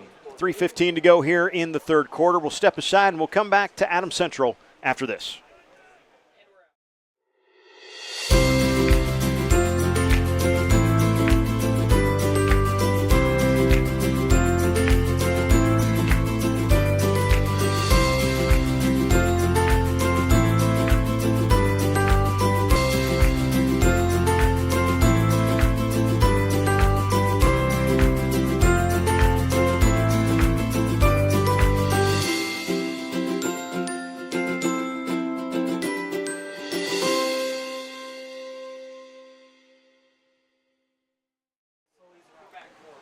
Back here at Hastings Adams Central High School for the 45th edition of the Sertoma 8-Man All-Star Classic.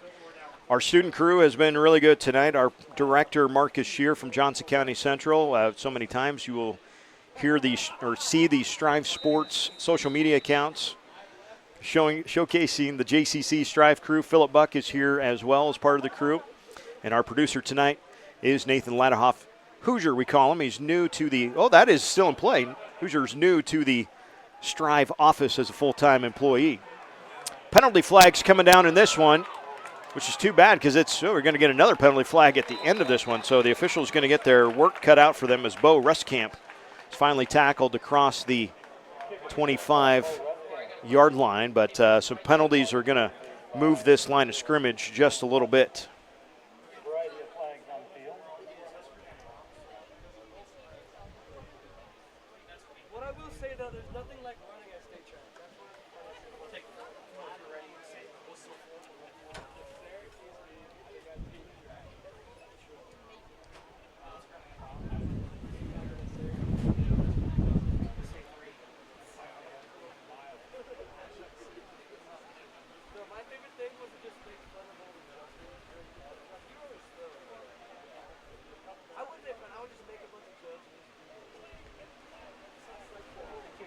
The officials, after all of that, say, you know what, let's just re-kick it. That will be easier. It's not a bad idea.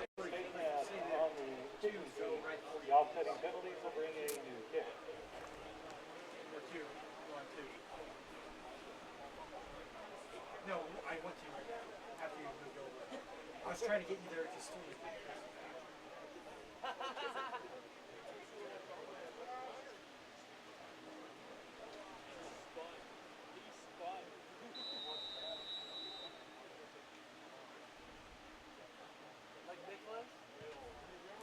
This kick bouncing on the ground. Rustkamp, though, will pick it up. Fakes a reverse. Good looking for blockers out to that far side, and he's got a couple. Still on his feet as he gets it across the 40-yard line, so this turns out much better for the East anyway. Have it 1st and 10 from their own 41-yard line.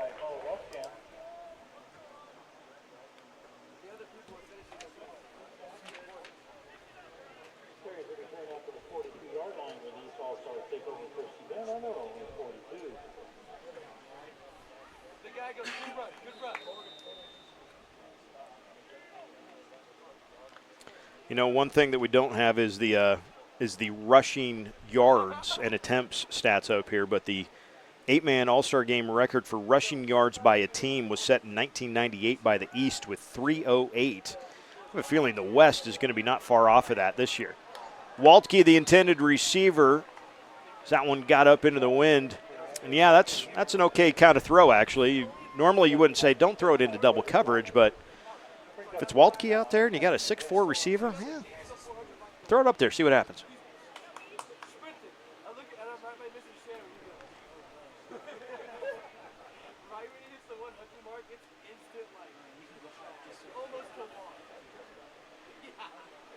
Second and 10 for the East. Handoff, Bo Kemper. Nice 8 yards, and then he is stopped quickly. Carter Johnson of Ansoma Myrna. Carter had the interception in the first quarter, and then he had the recovery of the kickoff that wasn't a designed onside kick, but it was a end-over-end, really spinning kick that went dead into that wind.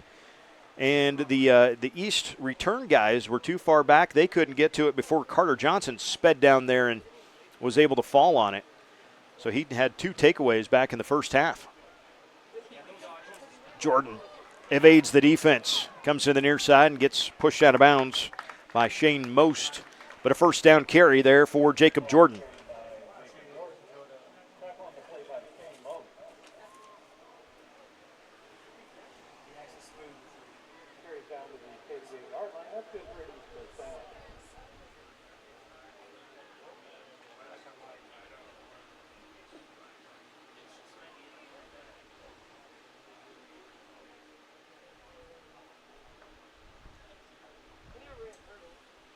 Jordan wants the reverse this time, and Waltke, he got it away, and now they're going to throw it again, and it ends up being an incomplete pass, which honestly might be the best thing that could have happened there, as the East wanted to throw it back with Colton Wright.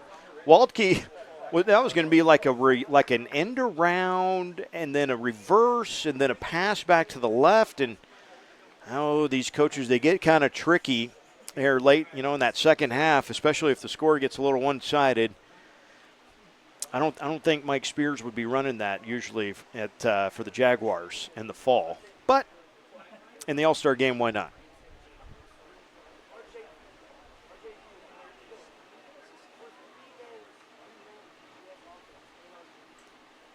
High snap. Jordan, though, able to pull it down. He's got a little space, but, boy, not much. He got corralled quickly there. Gunnar Reimers able to grab him by the shoulder pads and swing him down. Jacob Jordan has seen gaps like that he pops through and ends up in the end zone. And on a play like that, he ends up with just a 6-yard carry is all. 3rd and 4 upcoming here with 1.5 minutes to go in the third quarter.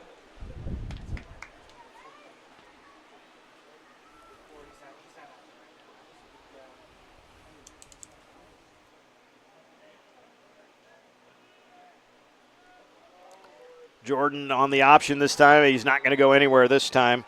Cooper Slingsby of Ansley Litchfield there comes up from behind and makes the tackle. As that West defense was in the backfield as fast as the snap was, and it's going to bring up 4th and long. In case you missed it, on just the second possession of the game, only about 4 minutes into the contest, Carter Klein of Pleasanton was lost on the West All-Stars due to a leg injury, was carted off. So if Carter is watching still, our thoughts with you, man. Hope that heals quick. 4th down and a bunch. 4th and 6 here. Final 35 seconds of the third quarter. Heisch goes in motion. Jordan fakes the handoff, rolls to his left. Now we'll have to lob it down the sideline, and it is incomplete. Closest guy was actually Carter Johnson out there, but the incomplete pass will stop the drive on downs.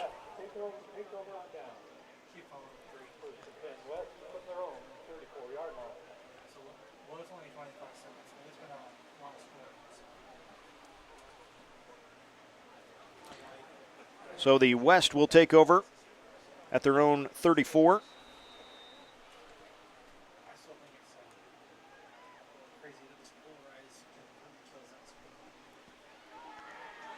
And it's a good strong run that time by Reese Zudevern. Reese, a champion wrestler, and Reese gets the incredibly odd footnote in that D2 championship game. People are going to remember Tyson Denkert's D2 championship game, the 55 carries, the 300 yards, the 6 touchdowns, the 18 tackles. I mean, historians will rattle off that stat line for a long time.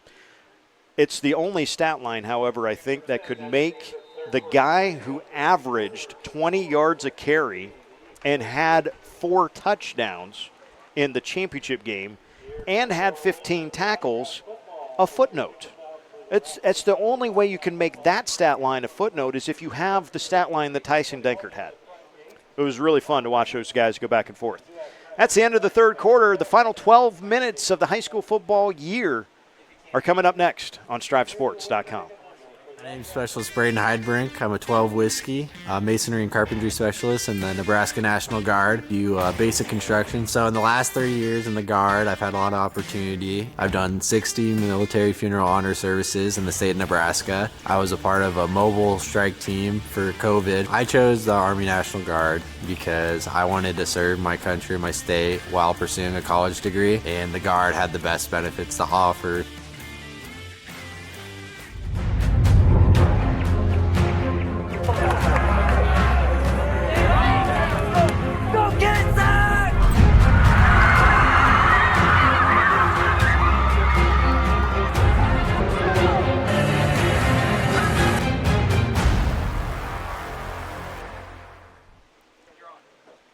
Back here at the 8-Man All-Star Classic as the shadows lengthen. It's been a fun game to call. 50-14 our score in the final 12 minutes of the high school football year. After this, all the coaches, the players, they've already begun to turn their attention to next fall. But that all changes and the focus sharpens even more after this game. Tyson Denkert with a carry. Crosses midfield.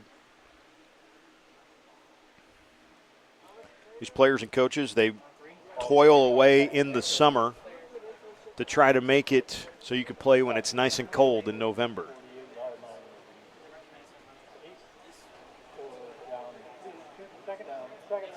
Denkert again deep in the backfield. Will take the snap, follow his blockers to the right.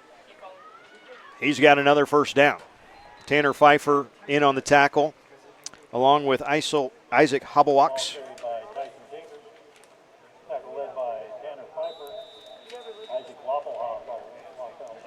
37-yard line is the spot.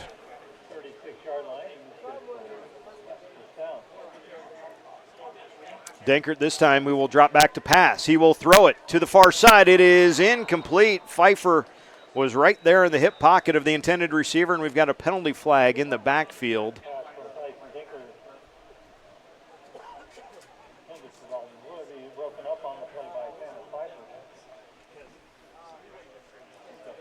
Officials with a conversation about this one.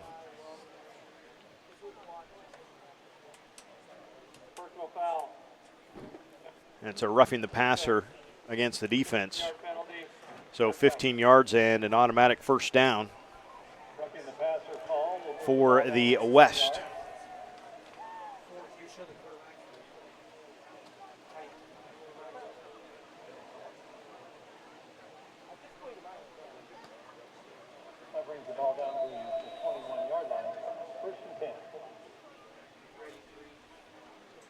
Quick snap, Caleb Bush, right side. He cuts back into the middle, and he's going to be close to a first down as he takes it down near the 10-yard line.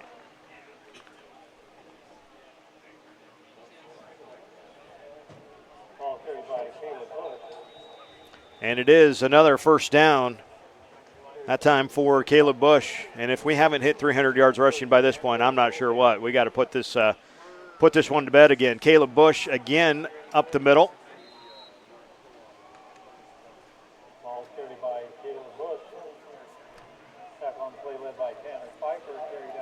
Pfeiffer in on the tackle. Second and goal from the 5. Bush again. The lean, the touchdown. Caleb Bush, a 5-yard touchdown run.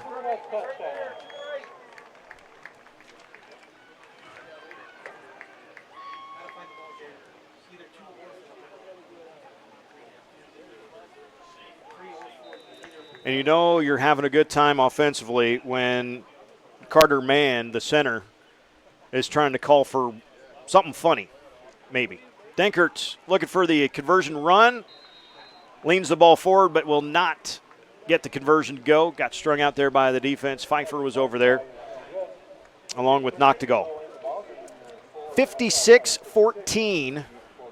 We are closing in on another record for the West. We'll take a timeout and we'll come back after this on Strive Sports coverage of the Nebraska-Sertoma 8-Man All-Star Classic. It's thanks to you that we're where we are today. We're proud to watch these communities grow because they're our communities too. Our neighbors, our friends. It's where we live. These are all our hometowns.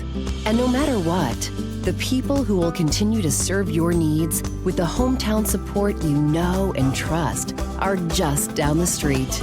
Cornerstone Bank. Growing together. Become a new Strive school.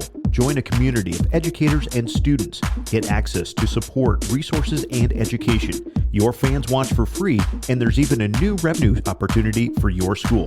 Contact sales at strive.tv to sign up your school to become a Strive school. All-Stars in action, future All-Stars preparing.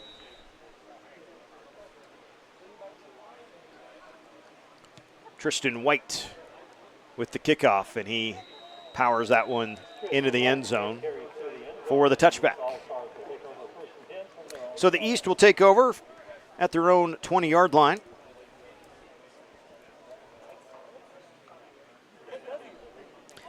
This August will mark the 11th school year of Strive serving schools across the state of Nebraska and now in Iowa and South Dakota.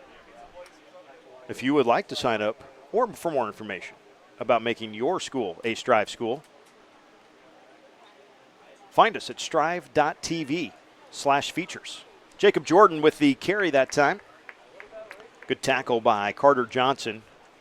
I'm not the guy making the call as far as the MVPs of the game, but Carter Johnson's my pick for West defensive MVP anyway. An interception in the first quarter. The fumble recovery, if you will, the onside kick recovery of the kickoff also in the first quarter. And a bunch of tackles throughout this game. Bo Kemper in, back out, weaving his way. Close to first down yardage. The clock will continue to go before a late penalty flag.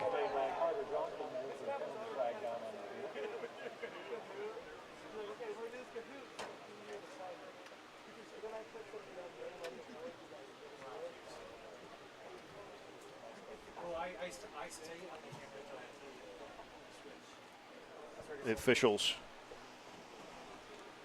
making this discussion. It was the official not on the far side, but kind of in the middle of the field behind the defense that threw his flag. Hit ball, personal foul, late hit defense, 15-yard penalty. And the late hit is the call, so 15 yards and a first down here for the East. We mentioned the scoring so far in this game. The East is just 2 points shy of the all-time scoring record set in the very first 8-man All-Star game. The East won that game 58-26. It represents the most points scored in one game for the winning team, the most points scored by both teams, and the most points scored by the losing team. All set in the very first one back in 1978. We have not set any of those records since, but the West is going to have opportunities. The West, in fact,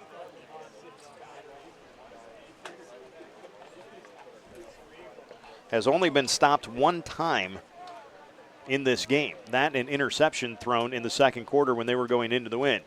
Coach Dinah said, okay, no more throwing it into the wind. They've just been running it all game long. This one was open last time, and that's a better throw. And a big pitch and catch made that time by Colton Wright, the tight end from Elgin Public Pope John. First down for the East squad on a nice throw from Jacob Jordan. He was open last time, and Jordan missed him by just a little bit. And so Coach Spear said, hey, run that play again. Let's see if we can do it better. And they did.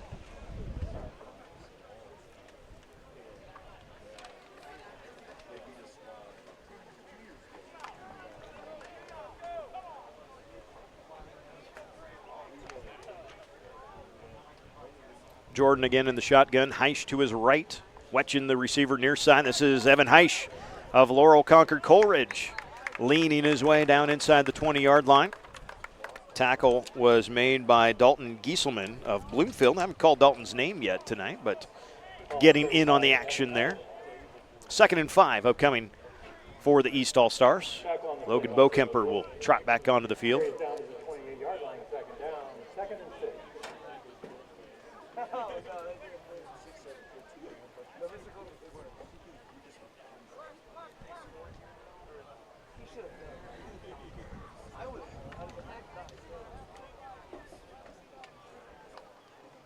Jordan takes the snap, runs right, now runs back to his left. No blockers out there, going to have to do it all on his own, and he is ushered out of bounds by Tristan White.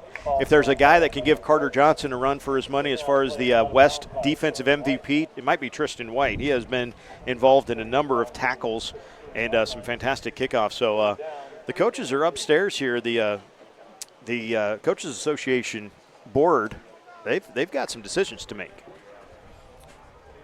Pretty easy on the West offensive MVPs. It should be the offensive line, because it doesn't matter if it's Tyson Denkert, who does have 5 touchdowns, or Caleb Bush, or Quade Myers, who's got 2 touchdowns. The offensive line for the West has been phenomenal tonight. Also phenomenal, the West defense. Levi Kerner of Arapahoe, we called his name quite a few times on a particular drive back in the first half. He makes that tackle, and will bring up 3rd down and about 3 yards to go.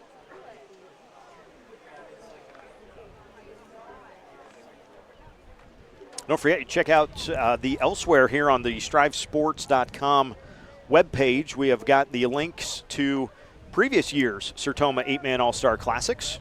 You can watch past broadcasts as Jordan gets dropped on 4th down. Kerner was at the bottom of the pile again, and he got help that time from Sebastian Kramer.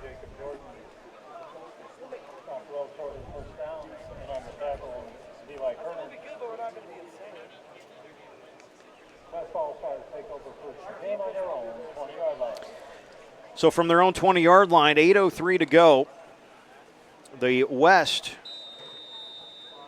will be looking for history. 2 points away from the all-time scoring record in the 8-man All-Star game. And this is the handoff to Denkert on the left side, and he's got another 1st down and another 15, 16 yards for Tyson Denkert as he gets it out to the 36-yard line. Taking that snap was Dolan Pospischel of North Central.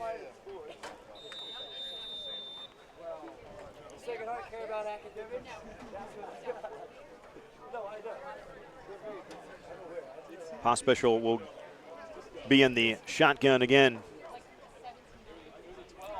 A run by himself all the way to the right. Now cuts back to the left.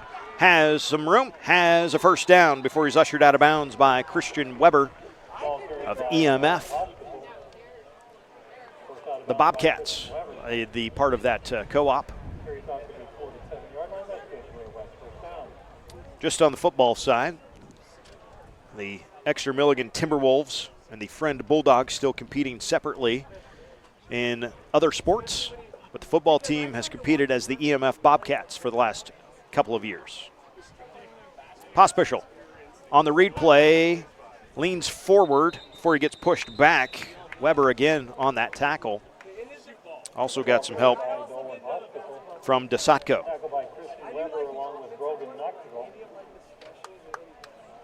Short gain on the play, brings up 2nd down, 2nd and 9.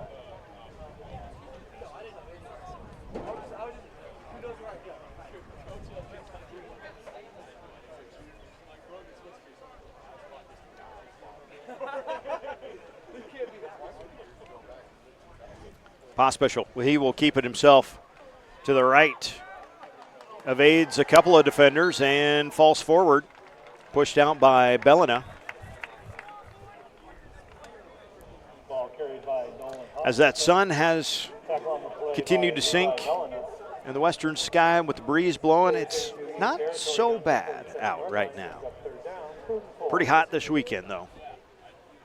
3rd down and about 4 for the West All-Stars. Pospisil has been in the shotgun for the duration of this drive. Now he will shift his offensive mates to the left. He will carry it to the left. He has got a hole. He has got a first down. Dolan Pospisil is into the open field. And he is down inside the 25-yard line. A nice run before Tanner Pfeiffer was able to cut him down.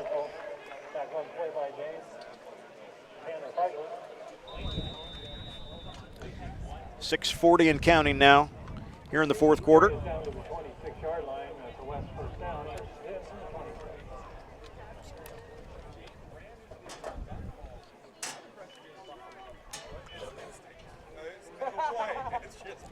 Pospisil in the shotgun. Dankert and Berger out to his right. That's McCart in motion. Bellina in on that tackle along with DeSatko for the East. Ball carried by Dolan Pospisil. R.J. Byer in on the tackle. R.J. Byer also in there. We mentioned a number of these guys moving on to the next level, and that's always saying something, from the 8-man ranks moving on to the college ranks. One thing that the college ranks do a really nice job of, they do not care how many guys you played with in high school. They don't care if you played with 6. They don't care if you played with 8. They don't care if you played with 11. If you can block, if you can tackle, if you can run, you can throw, you can catch, you can play. And that is one of the really cool things about college football, and it's one of the fun things to watch and see, especially when you talk about the Hall of Fame class. Casey Bender, 8-man Hall of Fame, NFL player. Last year, both the Shanley boys, Scott Shanley in the NFL for, 10, 12 years? If you can play, you can play. Doesn't matter what size school, what size town you come from. Ruskamp on the tackle there of Pospisil, but another first down for the East. And it feels like a march to inevitability right now.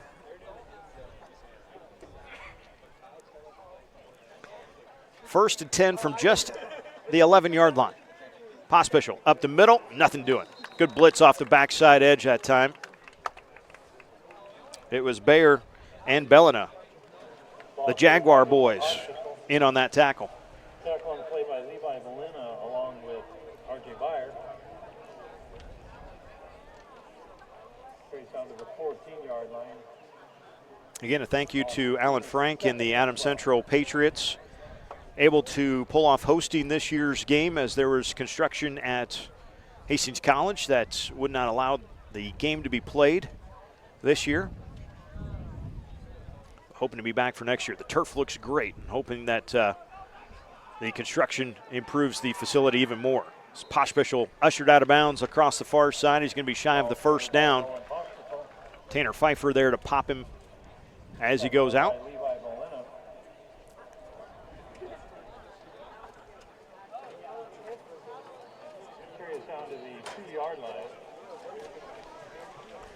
You know, a fun post-game interview. I don't know if Bridger can hear me, but Dustin Kronhoffman is one of the assistant coaches on the West. He's from Arapahoe, and he's got a cool hat on.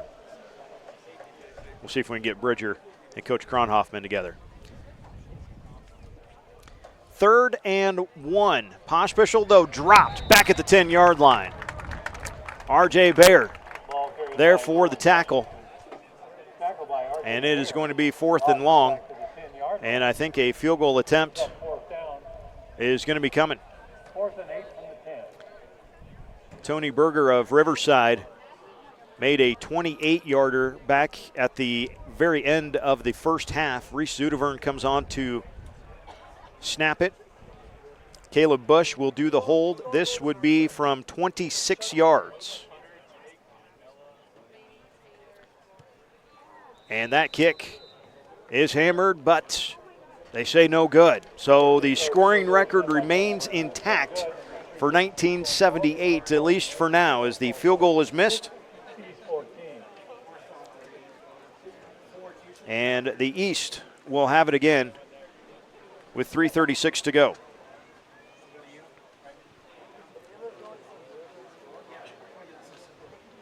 with the field goal attempt. The ball does move out to the 20-yard line.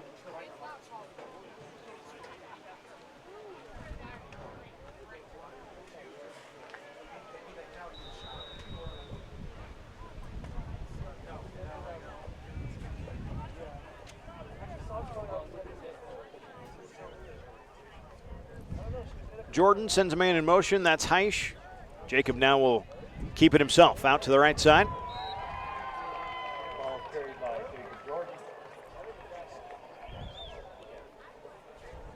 Tackle made out there by Shane Most. Called Shane's name plenty of times for some tackles as well on the West All-Stars.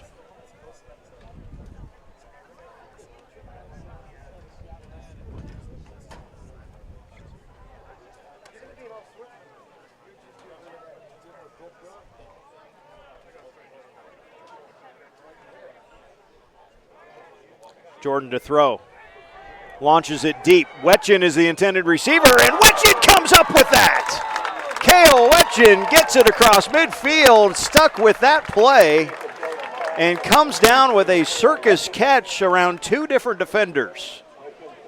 The Heartland Husky making Dad proud.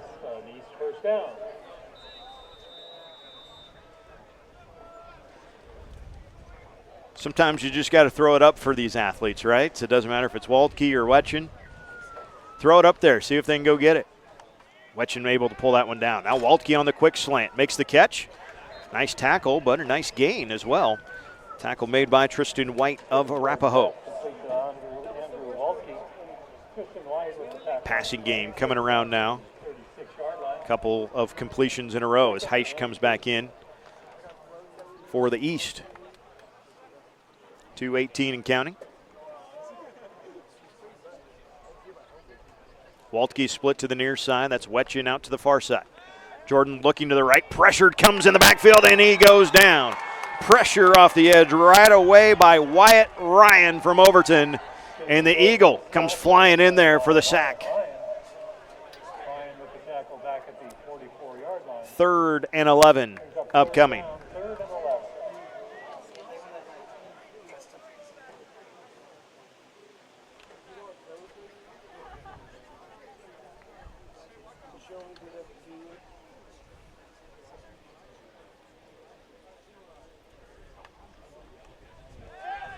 Jordan will look to throw it again.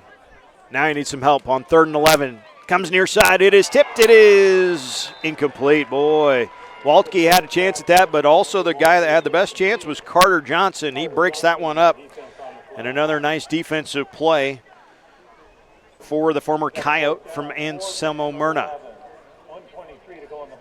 1:23 to go in the fourth.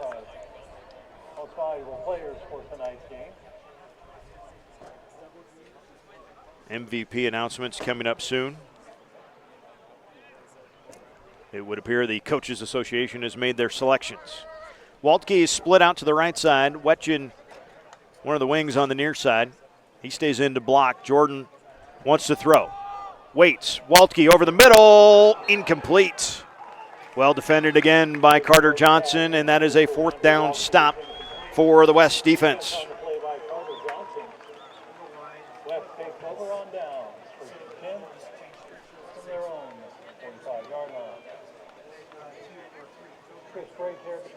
We'd like to announce the most valuable players for tonight's football game.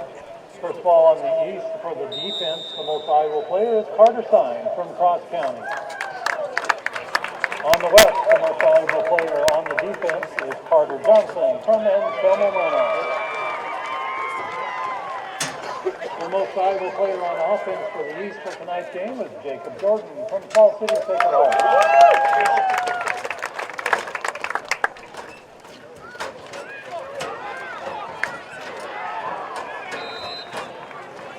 And for the West, the most valuable player on offense and the person carrying that last play, Tyson Dinkert from Kennesaw.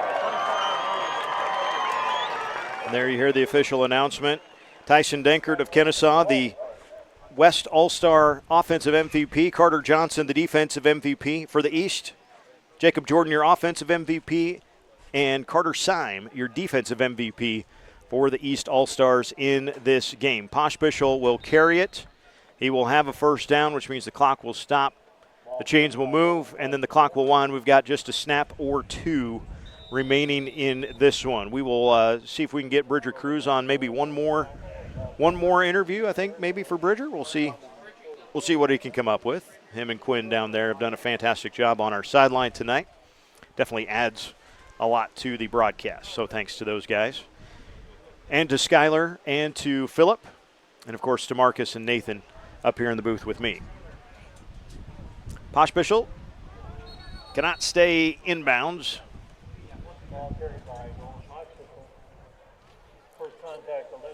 Records set tonight that we know for sure. Tyson Dankert's got 2 of them. The scoring record, 5 touchdowns plus a 2-point conversion. That's 32 points. Previous scoring record was 20.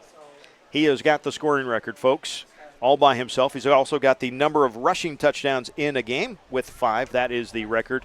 The unofficial record that we're pretty sure has happened also is the Tyson Dankert, maybe not done. He wants to go fast again as he gets down there one more time. I don't have the official number. I couldn't tell you what it is, but I cannot imagine that we've had less than 300 yards rushing for the West All-Stars. The record, 303, set by the East back in 1998. And, we are pretty much there as Dankert will carry it one last time. And this has been a fantastic ball game. The West dominated this one from the outset.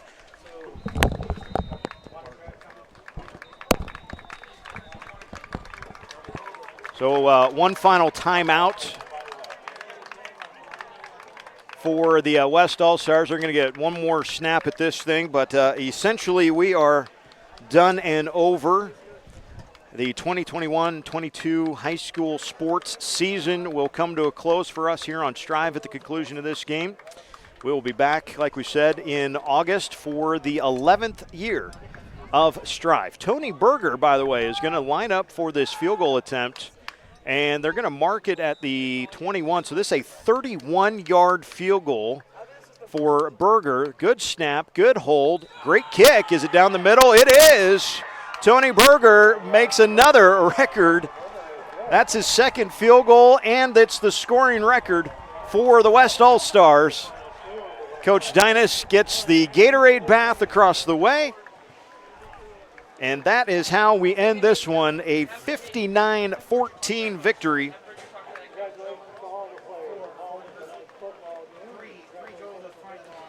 Tony Berger gets that one from 31 yards out, so he ends the first half with a 28-yard field goal, and he ends the second half with a 31-yard field goal. Tony Berger, 2 field goals. That matches an All-Star game record. The 59 points scored, that is a new record. So a record-setting night in multiple ways for these West All-Stars tonight. We're pretty sure they got the team rushing record as well. Tyson Dankert has the scoring record. He's got the career scoring record too. Folks, this has been the culmination on this West All-Stars. We mentioned it. So many of these guys, 3 of them in this game, 2 of them on the same team in Myers and Dankert, over 5,000 yards career rushing. Just fantastic. Carter Syme did it for the East All-Stars too, and he was the defensive MVP of tonight's game as well. As the teams meet up for one final prayer. This is the end of a week for these guys to come together. They spend 4 years, and for some of them even more as they go back to the youth football, competing against some of the best players in the state. This is the 1 week they all get to come together and be on the same team for the most part. So a lot of fun for these guys, these players and coaches, to come together and be a part of something like this for the end of their high school careers. For some, moving on to the next stage, and that is to move on to the college ranks. For others, well, the next time they put on a jersey, it might be at next year's All-Star game wearing the green and the gold for their respective side.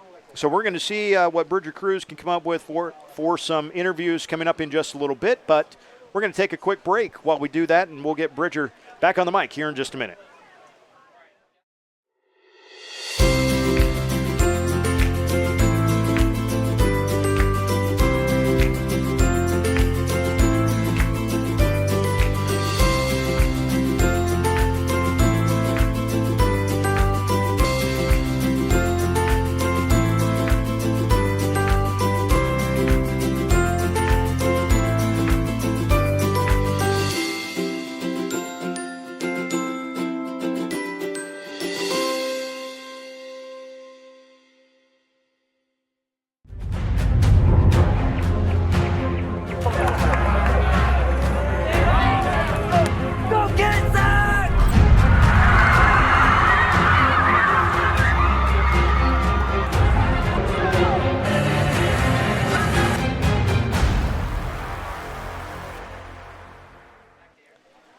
Final score in the Nebraska 8-man All-Star Classic, 59-14. The West with a record-setting night in multiple respects. They get the 59 points. That is a winning team record.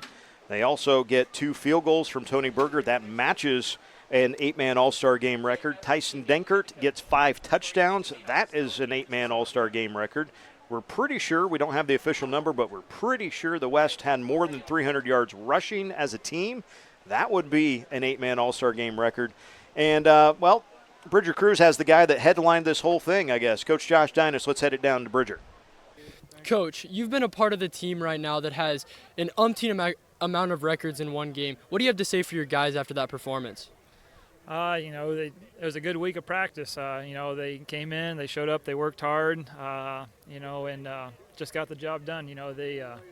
We weren't doing anything fancy. We knew we wanted to come in and run the ball with the rushing talent that we had in the backfield and just kind of the sides up front. And when we were able to do that, and like I said, the East, they're a good group. Like I said, the score doesn't reflect like how talented they are, but there's a lot of good kids over there, and they played tough. So it's nice to get the victory, and I know the kids were excited about getting the scoring record, being so close and stuff. But overall, it was a good week of practice. And, Coach Seaman did a really good job calling the offense. Coach Colonel Hoffman did a really good job with defense with me, and Coach Hamilton did an awesome job with the offensive line up front. Man, that's great to hear, and congrats on the win. Yeah, thank you very much. All right, thanks, Bridger. We'll try to get maybe another interview or two with some of the West All-Stars here coming up in just a minute. Again, the final score, 59-14. The West wins it over the East. Second half scoring, it was more of Tyson Denkert. He scored from 12 yards out on the first possession. Quaid Myers scored his second touchdown run on the next possession from 11 yards out. Then Denkert went 57 yards for the touchdown. Caleb Bush finally got into the action. He scored a touchdown to start the fourth quarter. And then Tony Berger of Riverside kicked his second field goal of the game.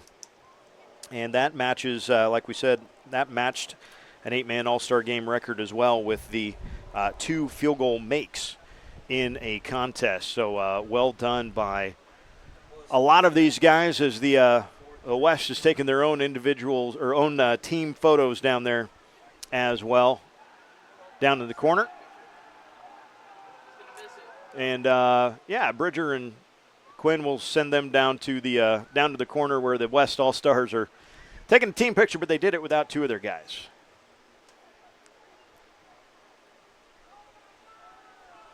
Now they're going to get them back. You ready to readdress Phil as a coach said? We're on the 3. So there's our West All-Stars. 4, if you want to go center, move more to the center if you can. 4. Just get in there. We'll show the people taking the picture too. I don't care. Yeah. Well, off to the side. Zoom out right there. Show the people taking the picture. Picture time there for the West. And, when Mom and Dad come down, everybody's cell phone comes out. I want to thank Bobby Mills for joining Bridger down there earlier tonight. Photos on StriveSports.com provided by our own Dante Bullhauer. Junior, as we like to call him in the office, he's pretty good at this photo thing. I think it might be a thing for him,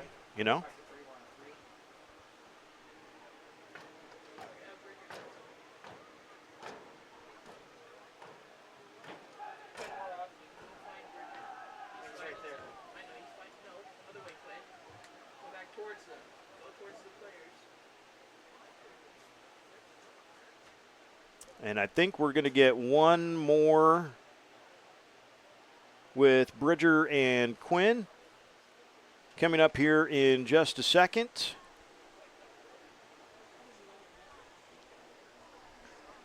Before we say goodnight for the night. Let's send it down to Bridger. I'm here with Tony Berger, the record-tying field goal kicker right now in the Sertoma 8-man All-Star Game. Tony, tell me how it feels to be in the record books in such a historic game. It feels pretty amazing. We made a deal with Coach before the game that if we beat the record of 58, we could shave his mustache, and that was a lot of motivation, and now we get to go shave his mustache off. Man, that sounds awesome. You should definitely take a video of that and show it to the rest of us because I cannot wait to see that. Oh, well, I'm sure we could probably do that. All right, awesome. Thank you, Tony. Thank you. All right, thank you, Bridger. We got anybody else we want to try to get? We might be good. We get the coaches down there, but I think we might be good. Bridger, I want to say thank you tonight. This was a new gig for you doing the sideline reporting, but hopefully you had some fun, man. Thanks for the insights, and hey, tell everybody good night if you haven't already unplugged. No, he's already unplugged his microphone. That's a way to just wrap it up. No, he's done. No, he's done. No, you're done. No more. You're done. I'm cutting you off. We'll see you in the fall, man. Take it easy. So thanks to Bridger and Quinn and Skylar and Philip and Marcus and Nathan. My name is Eric. You might know me as Eric Allgood. Thank you for joining us for the 45th edition of the Sertoma 8-Man All-Star Classic. We'll see you next June here in Hastings. Good night, everybody.